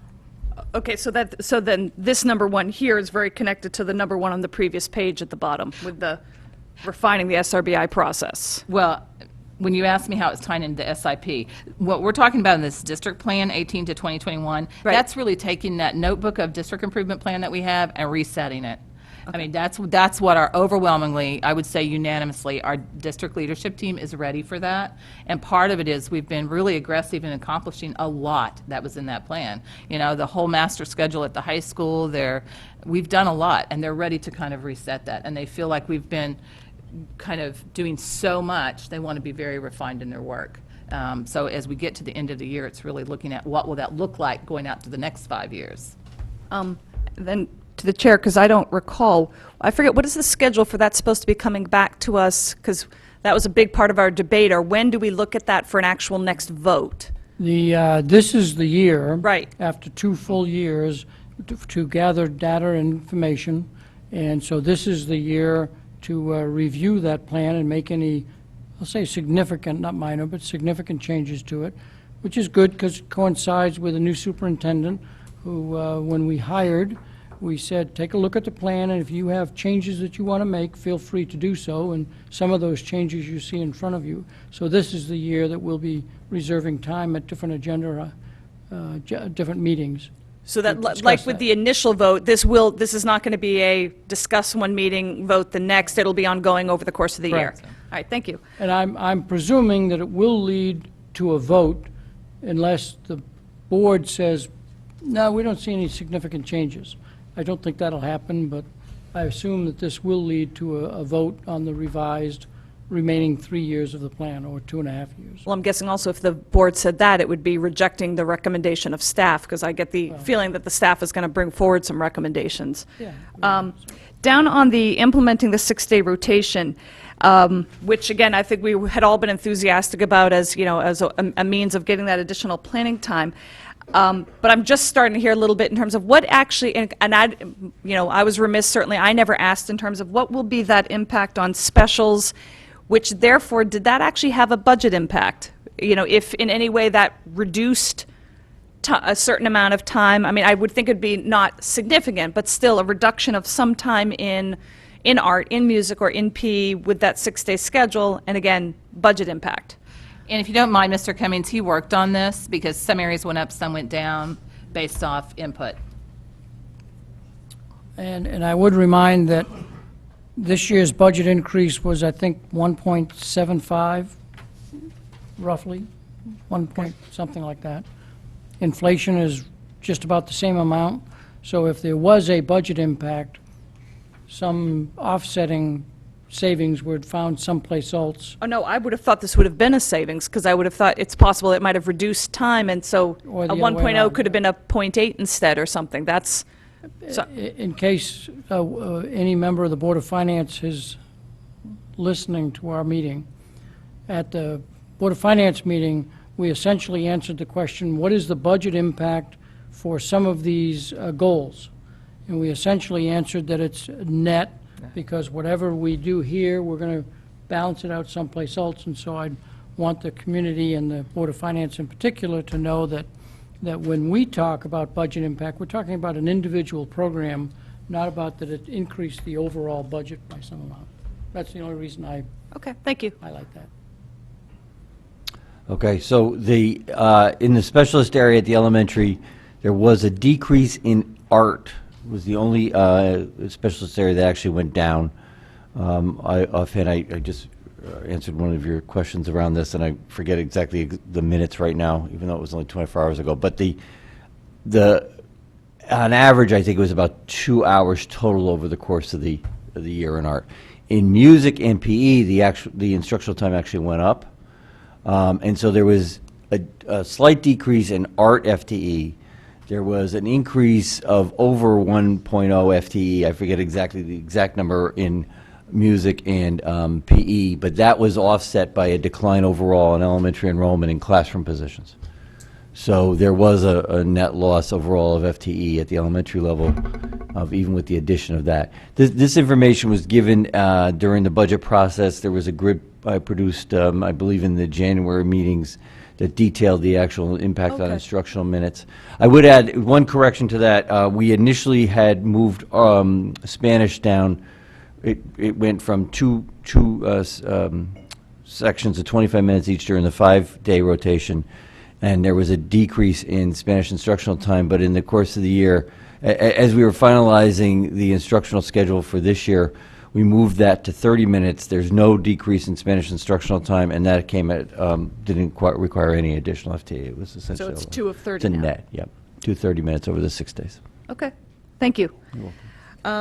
Just a couple more questions. I'm Ms. sorry? Lindenkofer, do you want to follow up on that issue? Yeah, Yes. just because I was actually the one who emailed Mr. Cummings with the question. And I did just look up your email, and I guess it was an increase in kindergarten for art time of 120 minutes, a decrease in grades 1 through 3 of 120 minutes over the course of the year, and a decrease of 60 minutes in grades 4 and 5. Thank you, yes. Right. And then also the other thing, too, in the budget book, it said that there was a cost to this, but it was $14,640, 0.2 FTE. So that was the only cost to the 6-day rotation, which is fairly minimal. Sorry, I wasn't ready for that. Yep, the one right below that. This is just a personal request.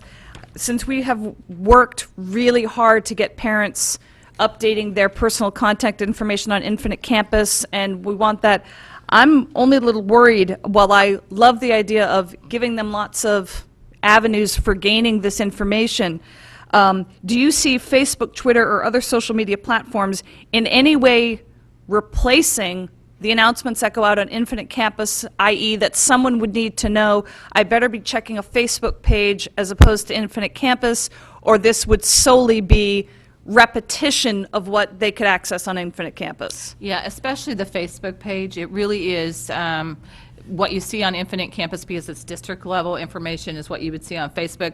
One of the challenges, I think, with Infinite Campus is that, it goes through, I'm going to say an email system, and that's probably not technically correct, but I timed it when I called a snow day this year, and I just wanted to know, by the time they hit send, how long did it take to go through our district for people to actually get the message and then to show up on television. And it took almost an hour to get it on television. And by the time I got the IC message, it was at least 25, could be 30 minutes, and this is a whole district. So what that told me is that we need to make sure we have another instant platform, that Facebook is instant. If we post that there's a gas leak in the entire town, and people know you have different systems if you're at work or wherever you are, you may be first on Infinite Campus, but if you're last, at least you know, if your friend texts, have you heard what's going on? At least there's somewhere else to look. So part of it is just the instantaneous aspect. Infinite Campus is awesome, because when they update their email addresses and texts, and you get all that message. So I see them both being really important and working together. Okay, so in other words, there would be nothing on those other means of communication that they wouldn't get, but that it could be a timing issue. Well, we don't overuse Infinite Campus, so let me give you an example. On a Facebook page, there's 3 pictures of the solar project. I don't think that's something we would send out on Infinite Campus, telling people about the solar project, but people might be interested in that. But if it is something like the cafeteria, the Infinite Campus message that went out this week, that you need to get your money in the IC system because it's a brand new system, you would also see that on Facebook. but you could see the solar pictures on Facebook, and you're not getting that through IC. Yeah. And then my other concern, because of course, we talk about hiring a consultant to check those emergency lights, who's putting in all the time for that? Right now, Marco and I do the Facebook page, but I think it's fun, so that's, and then IC is a collection of people, depending on, if it's snow, it's one person. If it would, like the food service one came from somebody else, there's a group of people at central office that send the message depending on which departments. Okay. And of course, the principals, too. And then my last question, because I was unclear, and then Mrs. Gerber asked about this. So for number 2 under facilities, engaging an outside consultant, that's beyond Malone and McBroom? This is a consultant for more than enrollment? It's Malone and McBroom. It's Malone and McBroom. And that, okay, so it's it's Yeah. not something additional? Right. Okay, Yeah. thank you. You're welcome. Now, and I will say that eventually, some committee is going to be put together that says, let's look at this overall question. I don't like the title to it, structural change, but we're talking about children here. But eventually, if that committee says, we really need some additional professional advice, I think we ought to allow ourselves some room that perhaps another consultant on a specific issue is engaged to provide the board with that advice. Right now, there is nothing contemplated. Thank you. Any other final questions on the district? I'm sorry, we've changed the title to it. Priorities for Excellence. Priorities for Excellence. No, thank you very much for your report and for the board's discussion on that. Budget update. That's a hard one because there's not a whole lot to update, but, the state still does not have a budget, of course.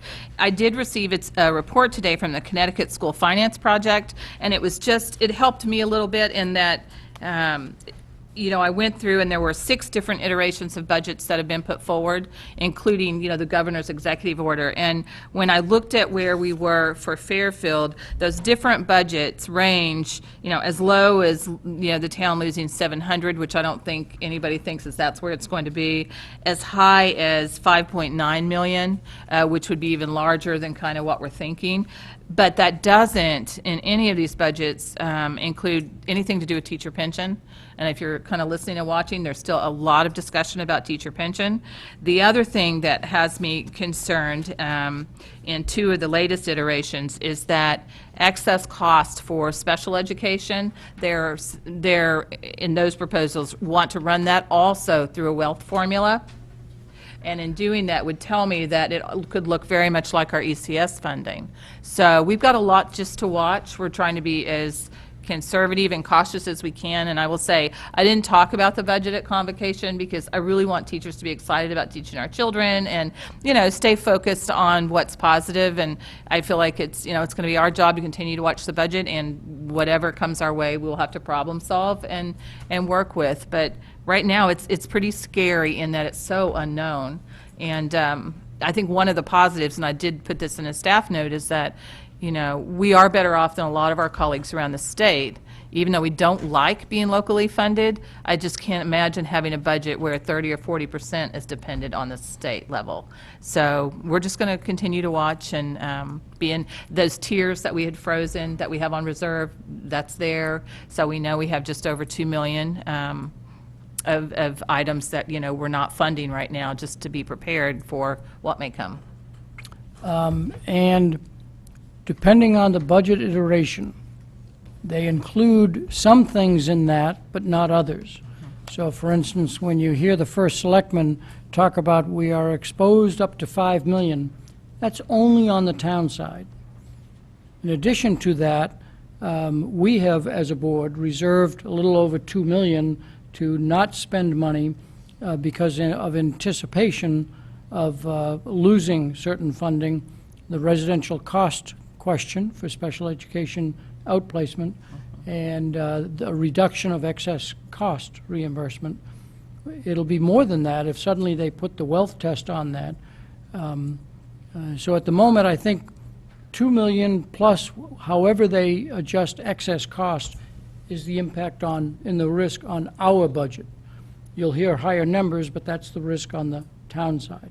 we're one budget, one town, so we all have to solve the problem. But so that you know that those are, if you hear different numbers, that's because different bodies use different numbers. Let me, Mrs. Maxon Kennelly, were you done? Yep. Yep, okay. Mr. Llewellyn, followed by Mrs. Eileen Lou McCamp. Sure. How did last year's budget end up in terms of any excess or not, and was anything transferred to the town? I know we talked about that at the last meeting, but it's been a while. I think the number was 89. I don't know whether there's a final number beyond that. Why don't you come forward? We also welcome back existing staff members, and so I wouldn't want Mrs. Munsell to not feel that she's not welcomed. There is a change, though. Doreen Munsell, Executive Director of Finance and Business Services. Initially, on June 30th, we had a balance of around 80,000. When we closed in July, it was more like 1,400. 1,400. That's pretty close. We'll have a final report on last year in September, I think, sometime this fall, one of the meetings. Suffice to say, there won't be a whole lot going back to the town side? I'm sorry? Fair to say, there won't be anything heading back to the town side at $1,400? Right. Perfect, thank you.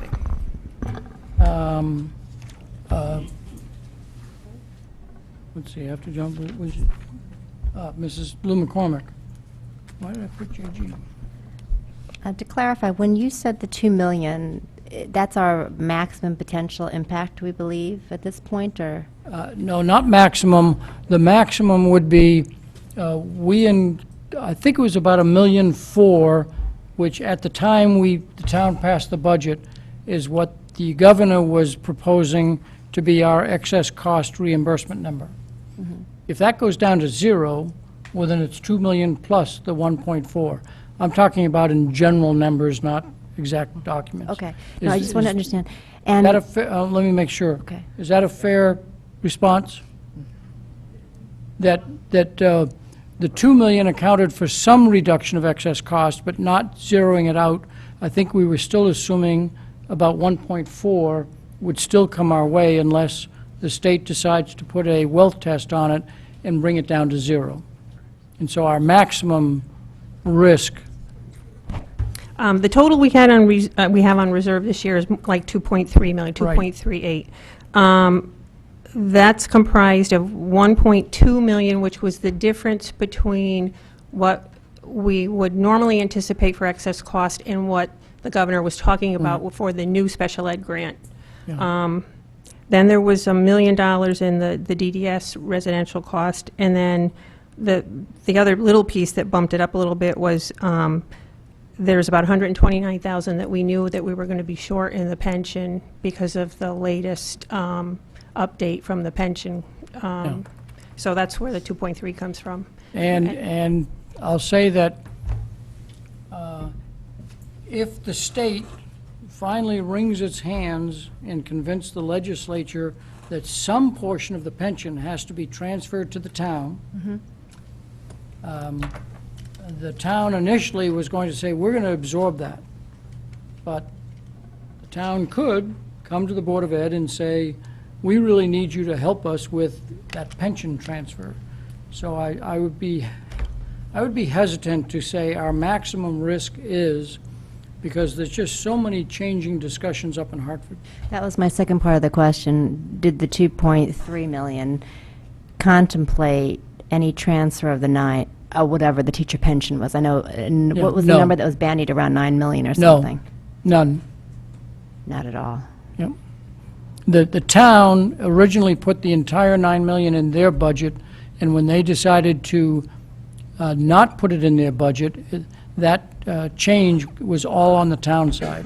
They had not contemplated any of it being in our Board of Ed budget, so that was a town issue, not us, for this year.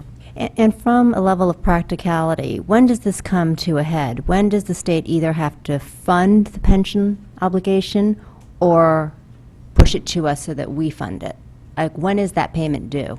I think Illinois has been without a approved budget for 2 years, I don't think anybody in Connecticut wants to go down that route, but when that finally comes to a head is solely whether the legislature and the governor can reach agreement on it. So just so I understand, pension payments have to be made in the meantime, correct? And so if they are short 9 million, does that impact their cash flow at all, or is it just future obligations that they are not balanced on? Or is their cash flow actually impacted? Like, could there be a payment due in December that they just can't fund, and then suddenly? The last several years, the rainy day fund of the state has been depleted. I think I saw a newspaper story that they had like 20 days of cash or something like that. So the budget implication is one thing. Converting that to a cash flow analysis and where the state is from being able to borrow money to meet its obligations, I don't know.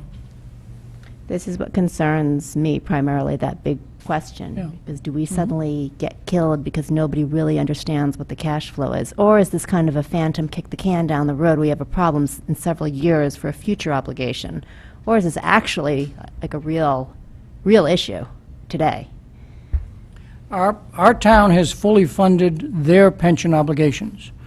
The state is pretty much accustomed to kicking cans down the road for many, many years. Yeah. So who knows whether that will stop this year or what? If they pass it to us, that becomes our problem suddenly. I just wanted to add something. Was that your last question? Yeah. Okay. Go ahead. This would be a good time to mention that when we posted the budget, which we had to do for July 1, obviously, we did a soft post, not knowing what was happening. When we had to finally do a hard post at the end of July when we closed, I took the liberty of taking that 2.3 million and putting it in a reserve. So you know how we do budget transfers? I didn't see that technically as a budget transfer. It's a reserve that the board voted on that I have actually put in a reserve. When we actually do the budget next year and we're looking at 17, 18, it's going to look very peculiar. Just want to mention that. That's where it is. It's actually sitting in a reserve. So you're answering a budget question in advance. I'm preparing you for what's going to look very odd. Last question on budget, Mr. Llewellyn. And is that reserve all in the 100s, the 200s? Is it one chunk sitting somewhere? Or is it in one of the categories? And would it be helpful to you for next year to break it up and have a reserve in different categories to kind of make the whole budgeting process easier if we think we might know where that reserve may be kind of earmarked for us right now? It would have been, yeah. I'm just thinking for next year might be easier. I just hope I don't have to do this again. How's that? No questions, then we'll move on to the item C, the Education Legislative Summary, inclusion number 4. And I'll just I tried to highlight on this for you, and just so you know, Miss Deasy will normally do this for us, but she was brand new, and we really wanted her to get people hired instead of looking at this at depth. On the very first page, I just highlighted the alternative education. You may remember back during the budget. Oh, is yours not highlighted? Oh, okay. Well, mine's highlighted, but The electronic version that came. the electronic one is, okay. So on the first page, looking at alternative education, this was originally what was in the budget for around $40,000, where they were going to, if a student was on a home-based sort of situation, we were going to have to basically do 40 hours a week almost. We expected that that was not going to go all the way through. We ended up either putting that on reserve or pulling it all the way out. So that went the direction we thought that it would. On page 2, and there are page numbers right down on the bottom, so I'll help call the page number. The student data privacy, that just got pushed back. And again, that just delayed that, which is a help. Does have some cost savings, and also because Connecticut needs more time to work on that. On page 3, this is just the highlight of the high school graduation. And again, it does really give lots of flexibility for 21st century graduation. I know that Ms. Maxon Canelli won't want to hear this, but you don't really have to have English anymore. You can actually create, cross-curricular programming where English and history are working together. And, I mean, they've really opened the door in many ways to be creative. And then that'll be work, again, that we're going to be looking at all this year to understand what's in there. On page 4, adding the creation of the biliteracy seal, we knew that was coming. And that will be, again, starting this year. On the right-hand side, the services for gifted and talented, again, this is something, it doesn't necessarily come with, I would say, a cost driver behind it, but as you know, there's not a lot, when you look on the Connecticut State Department of Education, there's not a lot of requirement or guidelines really for gifted, and this is saying the department must release the guidelines by January of 18. And again, I'm assuming they're going to stay guidelines, but usually guidelines end up being unfunded mandates the following year. But it won't be bad to actually have something for Connecticut. It's unusual that we don't. In-school suspension, this just removes the in-school suspension and how they're actually calculated, and so that you're not having to count it as an absentee report where it makes it look like a student was really in in-school suspension, but on your reporting they were showing up like they were absent, which makes it look like you have a higher absentee rate than you really do. So they've corrected that. Also, the physical restraint and seclusion training, they've loosened up that where it really is the way it should be. It's the individuals in your school district who really are placed in those situations where they need that skill set and that training. On page 6, the professional development requirement, they just loosened up some of the areas there and what we must do for professional development. On the uniform regional school calendar, we no longer have to follow that calendar if we do not want to. So again, that's been loosened up. The next page I go to is page 9. So flip 2 more. On the right-hand side, this is looking at teacher certification, and it's just, they're, again, trying to help, especially in some of those shortage areas, when teachers have taught in another state for 2 years, and making it a little bit easier for teachers to get certified in Connecticut, and especially in those areas we see mathematics, physics, some of those special education, where we don't have as many candidates. The next highlighted area is page 12. And this was a question that somebody was asking tonight, is on the right-hand side, statewide examinations moves the statewide mastery exam in science for high school from the 10th grade back to the 11th, beginning in 18-19. So 17-18 is our pilot year, 18-19 will be the exam for the 11th graders. And the other thing we're happy about is it does require us to get our scores by August of 15th. And that's actually in legislation now, which is great for planning. Instead of, getting your results in October and November and you're trying to see what went well last year, it was just too late. But at least now we're going to be getting those earlier. And on page 14 is the most frightening one to me. It's actually down on the bottom left, it's universal preschool. I am an absolute proponent that universal preschool would be wonderful. However, if we're having trouble funding K-12, I just don't see how we could have universal pre-K. That means every student in Connecticut has access to public school preschool. Again, it's a wonderful, I was in a state where we did that, but if you can't fund K-12, it's a little scary that we're thinking that way. And they have been asked, or tasked, I should say, to develop a plan to provide preschool for 3 and 4 year age in the state beginning with the 2022-23 year. And there are 2 big issues with that. Of course, it's funding, it's staffing, and facilities.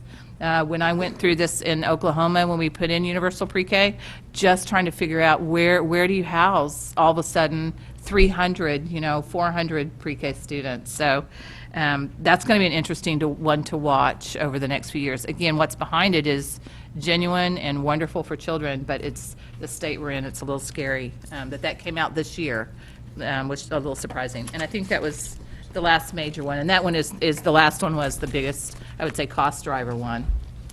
So looking at the hour and a couple of other items, if people have specific questions on, can you clarify whatnot, I would encourage you to ask the superintendent offline after the meeting, unless there's somebody that has a burning question that they want to ask right now. No hands go up, so thank you very much. And we'll move on to the summer work and projects update. Mr. Collins. And that's closure number 5. Welcome back, Mr. Cullen. Thank you.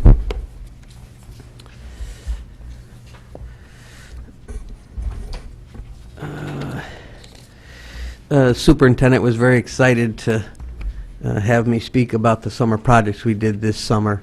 It's an enormous amount of work to try and do in 9 weeks where I could really use 9 months. But generally, what I wanted to say in summary is just that the list you were given, most of that work, I'd say 90% or more of it, is from 2016-2017 budget. So those are projects that we planned to do in the summer. They either required architectural engineering services, bidding services, getting all of this work ready so that when school got out, we could jump right on them. There's a few items, there's certainly the non-recurring items are in there from 17-18, and the only 3 projects we did that are from the 17-18 Board of Ed budget was the Mill Hill Gym Office asbestos abatement, the Holland Hill Faculty Room asbestos abatement, and a portion of the Stratfield new preschool playground, the fence and wood chips. All of the other projects are on hold until we see what's going on with the state. So what I tried to do is, we put this list together and we work with our maintenance department, our construction team, and even the 2 custodial supervisors and find out who can run which project and monitor it along the way. So we use this list to follow it. We meet 2 times a week, review it and help each other. And essentially this was our goal to try and complete this summer. So what we provided you is a list of all of those projects. And for the most, do you have anything further that you wish to get? That's it. For the most part, if you look at the column all the way over to the right, the 10-1 date is not a promise that those projects are going to be released on that date. It's just a date, assuming that the legislature can't possibly go past September. Yeah, we normally So do nobody should quite a look bit at of that painting. 10-1 and say, okay, they're on for 10-1. Yep. The important column is the completed one. If there's a date there, it means the project was completed. And since I've handed this out to you and presented tonight, there's already a few more that are completed that happened over the weekend and even today and yesterday. Questions from board members for Mr. Cullen? Questions from board members for Mr. Cullen? Thank your staff, your vendors, and yourself for all of the work that you do, well, all year long, but specifically during the summer to try and make sure our buildings are ready for 10,000 students the following year. Thank you. Okay, if there are follow-up questions, feel free to get in touch with the superintendent. On to item E, which is enclosure number 6, and I think there was a document at the table that relates to that. Dr. Jones, I think, is... Yes, and you also have one in your packet, and it looks like every other organizational chart really that you've seen, in that the superintendent is at the top with, this time, now we have a chief academic officer. So what you're looking at in the dark boxes on the one that was in your packet shows just the executive team at the top, and we are calling them executive directors because, as you'll notice, we have one less box than we would have last year. When you go across under the chief academic officer, that's where we have a position that we froze because of the budget circumstances. So we've gone in and tried to reorganize who does what and kind of parse out duties differently. And the sheet that you have at your seat that shows the directors that are pre-K-12, previously, and I'm trying to find mine, I had it right in front of me, I must have stuck it behind one of these. Yeah, thank you. Oh, here it is, thank you. And so if you look at that sheet, it gives you just a breakdown of in the past, we had curriculum directors who were really just over curriculum component. We've done so much curriculum work. We don't have a lot of curriculum writing necessarily that needs to take place, but where we were really struggling was who is really working with our ELL teachers, who's working with our gifted teachers, who's there to support the SRBI process, and when teachers say they need a data warehouse, who is it that of this team of people that are working then with our tech side, because they're not educators. It really takes both.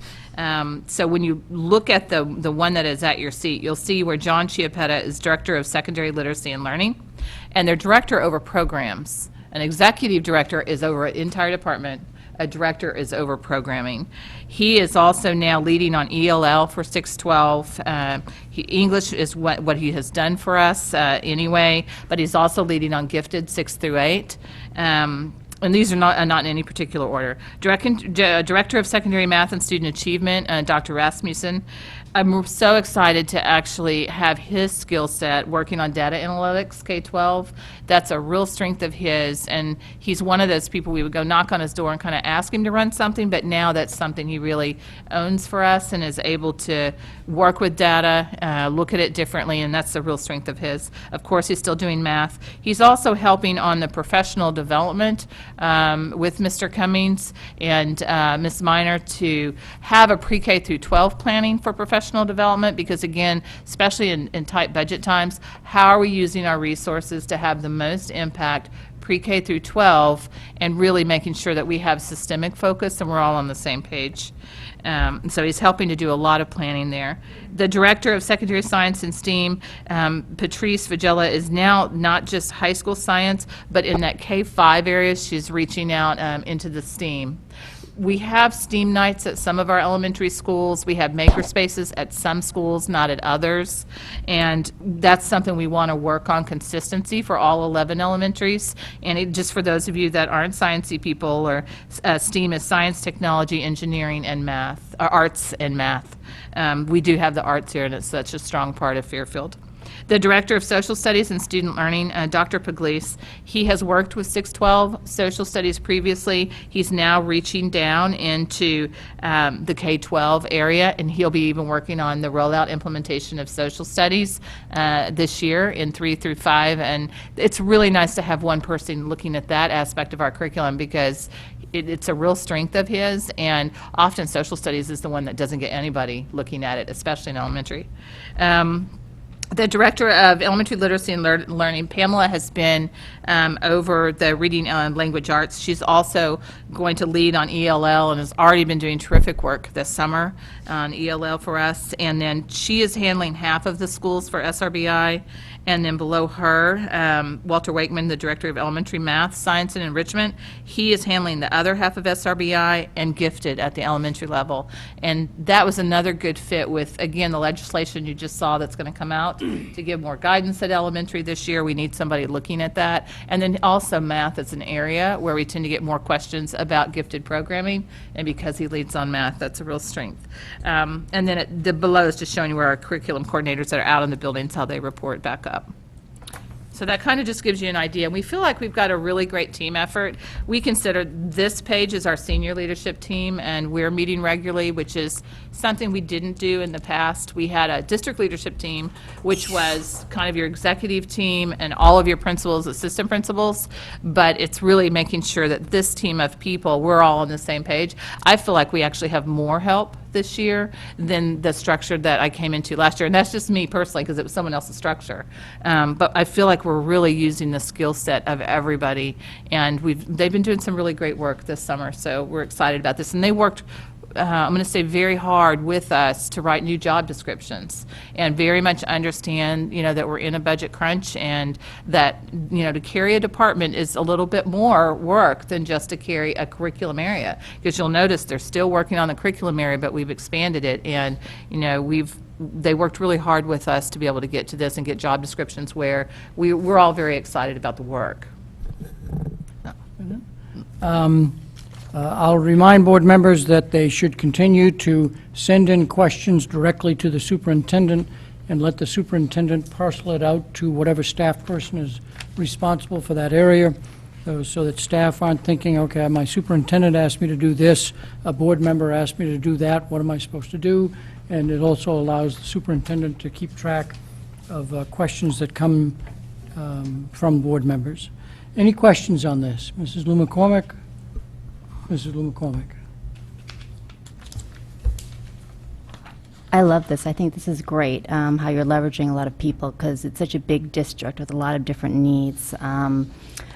You know, in looking at it, I guess from a parent perspective, since this has now been released, how would you suggest the best way is for them when they have a need? I think they've been used to in the past, they would go to their teacher, then they'd go to their principal, and then they'd go maybe to the elementary person, and then they would, elementary director, and then they would go to the superintendent. That was the order. But now, let's say they have an issue specifically with ELL, an ELL. Would you suggest they go through the same route? Would you suggest that they now go to Mr. Chiappetta? Like, how should this work operationally? We always want parents to go through the flow of the school. That starts with the teacher, and then, you know, if there's a next layer in the building, if it's a language arts specialist, and then if you need to talk to the principal, you always want to go through that flow. The difference is when you come to central office, you actually know, okay, who is over ELL for elementary? And we'll have that on the website. I don't think we have it yet, so that when you leave the principal, who is it at central office that really should be the next layer to be able to answer that question that's working with the programming, and that would be these people. Okay, so Yeah. once they leave their school, Yeah. once they get to the Once they've principal worked level, through the chain of the school. then, right, so rather than go to the superintendent or go Right. to the, okay, yeah, that makes sense, thank you. Other questions from board members? Ms. Cornell? Through the chair to Dr. Jones, I just missed the last box, I guess, is the curriculum coordinators for art and world language. They actually, you'll see their line goes all the way up to Miss Minor. Yeah, it's just showing that those, they're all coordinated and they're all coordinating as well. And reporting right to the top. Yeah. No further, Mrs. Maxon Kennelly. Just a couple quick questions. I'm not sure if your new executive director of special ed has actually gotten the full job description, but I think we're pretty well acquainted with the hefty load that Ms. Leonard, I mean, almost any question we asked ended up being something that came under her department. Do you see that being reshuffled at all? I mean, whether it was the, you know, safe school climate, whether it was, you know, bullying issues, whether, obviously, the umbrella itself of special ed, do you see that being something that could end up being moved around? I think one focus for us, I don't want to speak for Mr. Mancusi, but even just based on when we interviewed him, we really see special education and general education as one. And so it's very much a team effort. So when we talk about like the DBT training that we did today, that's very much a general education. It was all of our teachers from middle and high, but that was led by Mike Stefano, who comes from the special education department. So I think we are parsing things out differently according to the different roles. For instance, having Colleen Deasy, who is an attorney, practicing attorney, has worked in Boston Public Schools, there are things that she and Mr. Mancusi will work on together that previously we couldn't have. If he wants to consult on, let's say it's a PPT issue, Colleen has a specialty in special education law, so instead of hiring that out, for instance, he also has a resource that we've never had before. So I think it's the whole conglomeration of the executive team working together, if that makes sense. I think we were more separated before. Special education, you're right, it's a huge job, but I think that we've got a little bit more resource now to be able to help with that. And even on the special education component, Ms. Leonardi handled all of the professional development for special education. You know, just booking, the budget was separate. We're trying to now bring all of that together. So our executive team is working together to, and again, you've got Paul to help schedule, make sure that not only the dollars are focused, but that it's just even the organizational aspect of it. So that piece has really kind of come off where it's not as huge. Does that help explain? Yeah, yes. And then secondly, because this is a policy, I assume that it will be coming before us. We actually have, it's two areas. I think I put that in one of the Friday notes Yes. to the board. It's a regulation. Correct me if I'm wrong, Ms. Brown probably knows that better. I think they're both regulations, which you don't actually have to vote on. But yeah, it's under the, I think, the very first section I'm looking in the 2000s, and it's listed there. I don't know that it's not someplace else as well. Yeah, it's in two different places. One of them actually was updated the last time we went through change. The other section, I can't remember, I'm sorry off the top of my head, it's like 2024 or something, is the one before we went through the last change. It just never got updated. So there's two sections where it's this that needs to be put in that area. But my understanding is it's a regulation, I think, when we looked it up. So it doesn't, we can update it tomorrow, now that we've shared it with the board. But if the chair finds that there is a policy buried in that 6 inches somewhere that needs to get revised to reflect this, you ought to put that on your agenda and bring it forward to us. Any further questions? No, thank you very much. Then we're on to committee liaison reports. Anybody have work over the summer that they wish to talk about? Ms. Pitko. Hi, I just wanted to mention the first meeting of SEPTA, Special Ed PTA, is September 27th. Invitation was sent to Director Mancusi. Hopefully you can attend and meet all of our wonderful parents. Thank you. Other reports? Mr. Asa. Okay, just an update on Holland Hill. Everything's moving along. The goal is to have bids in March and start the project right after.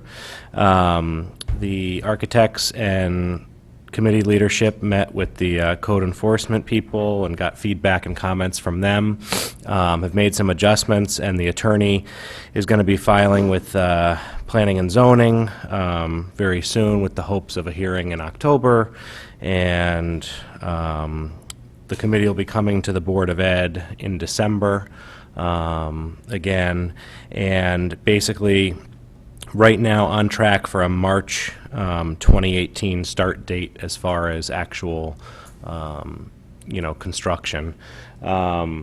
This winter, work to relocate the portables will begin. Again, March of 2018, work on the addition phase will begin.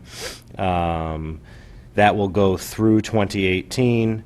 At the start of 2019, the two other phases, the west and east corridor renovations, will commence, and the ultimate goal of opening completely finished 2019-2020 school year. So it's basically the end of August 2019. But basically everything's on track at this point, and nothing else no other red flags. So fingers crossed.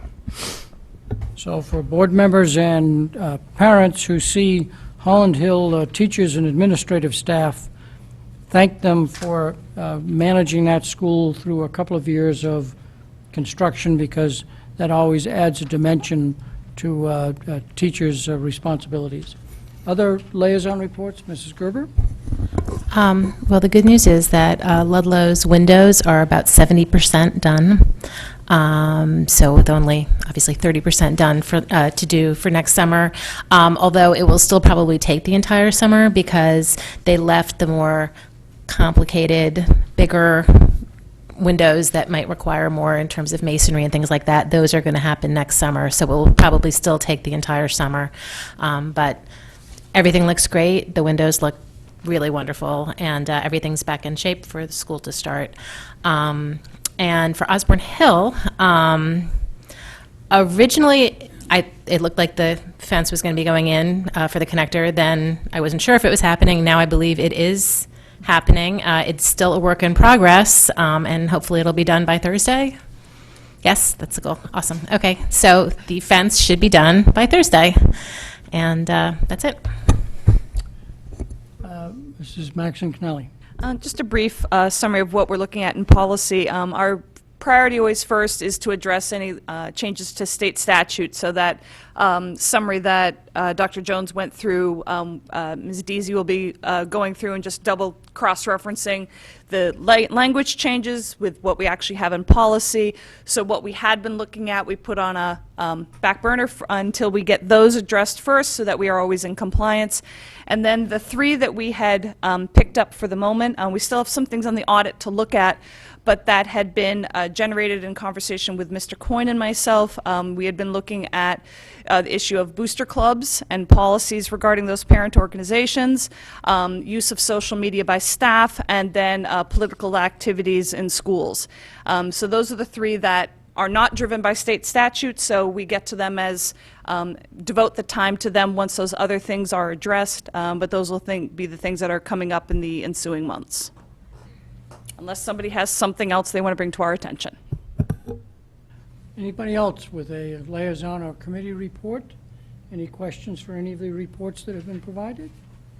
Seeing none, on to open board comment. Do we have any board's comments that people wish to make? Seeing none, then we'll go out to the public.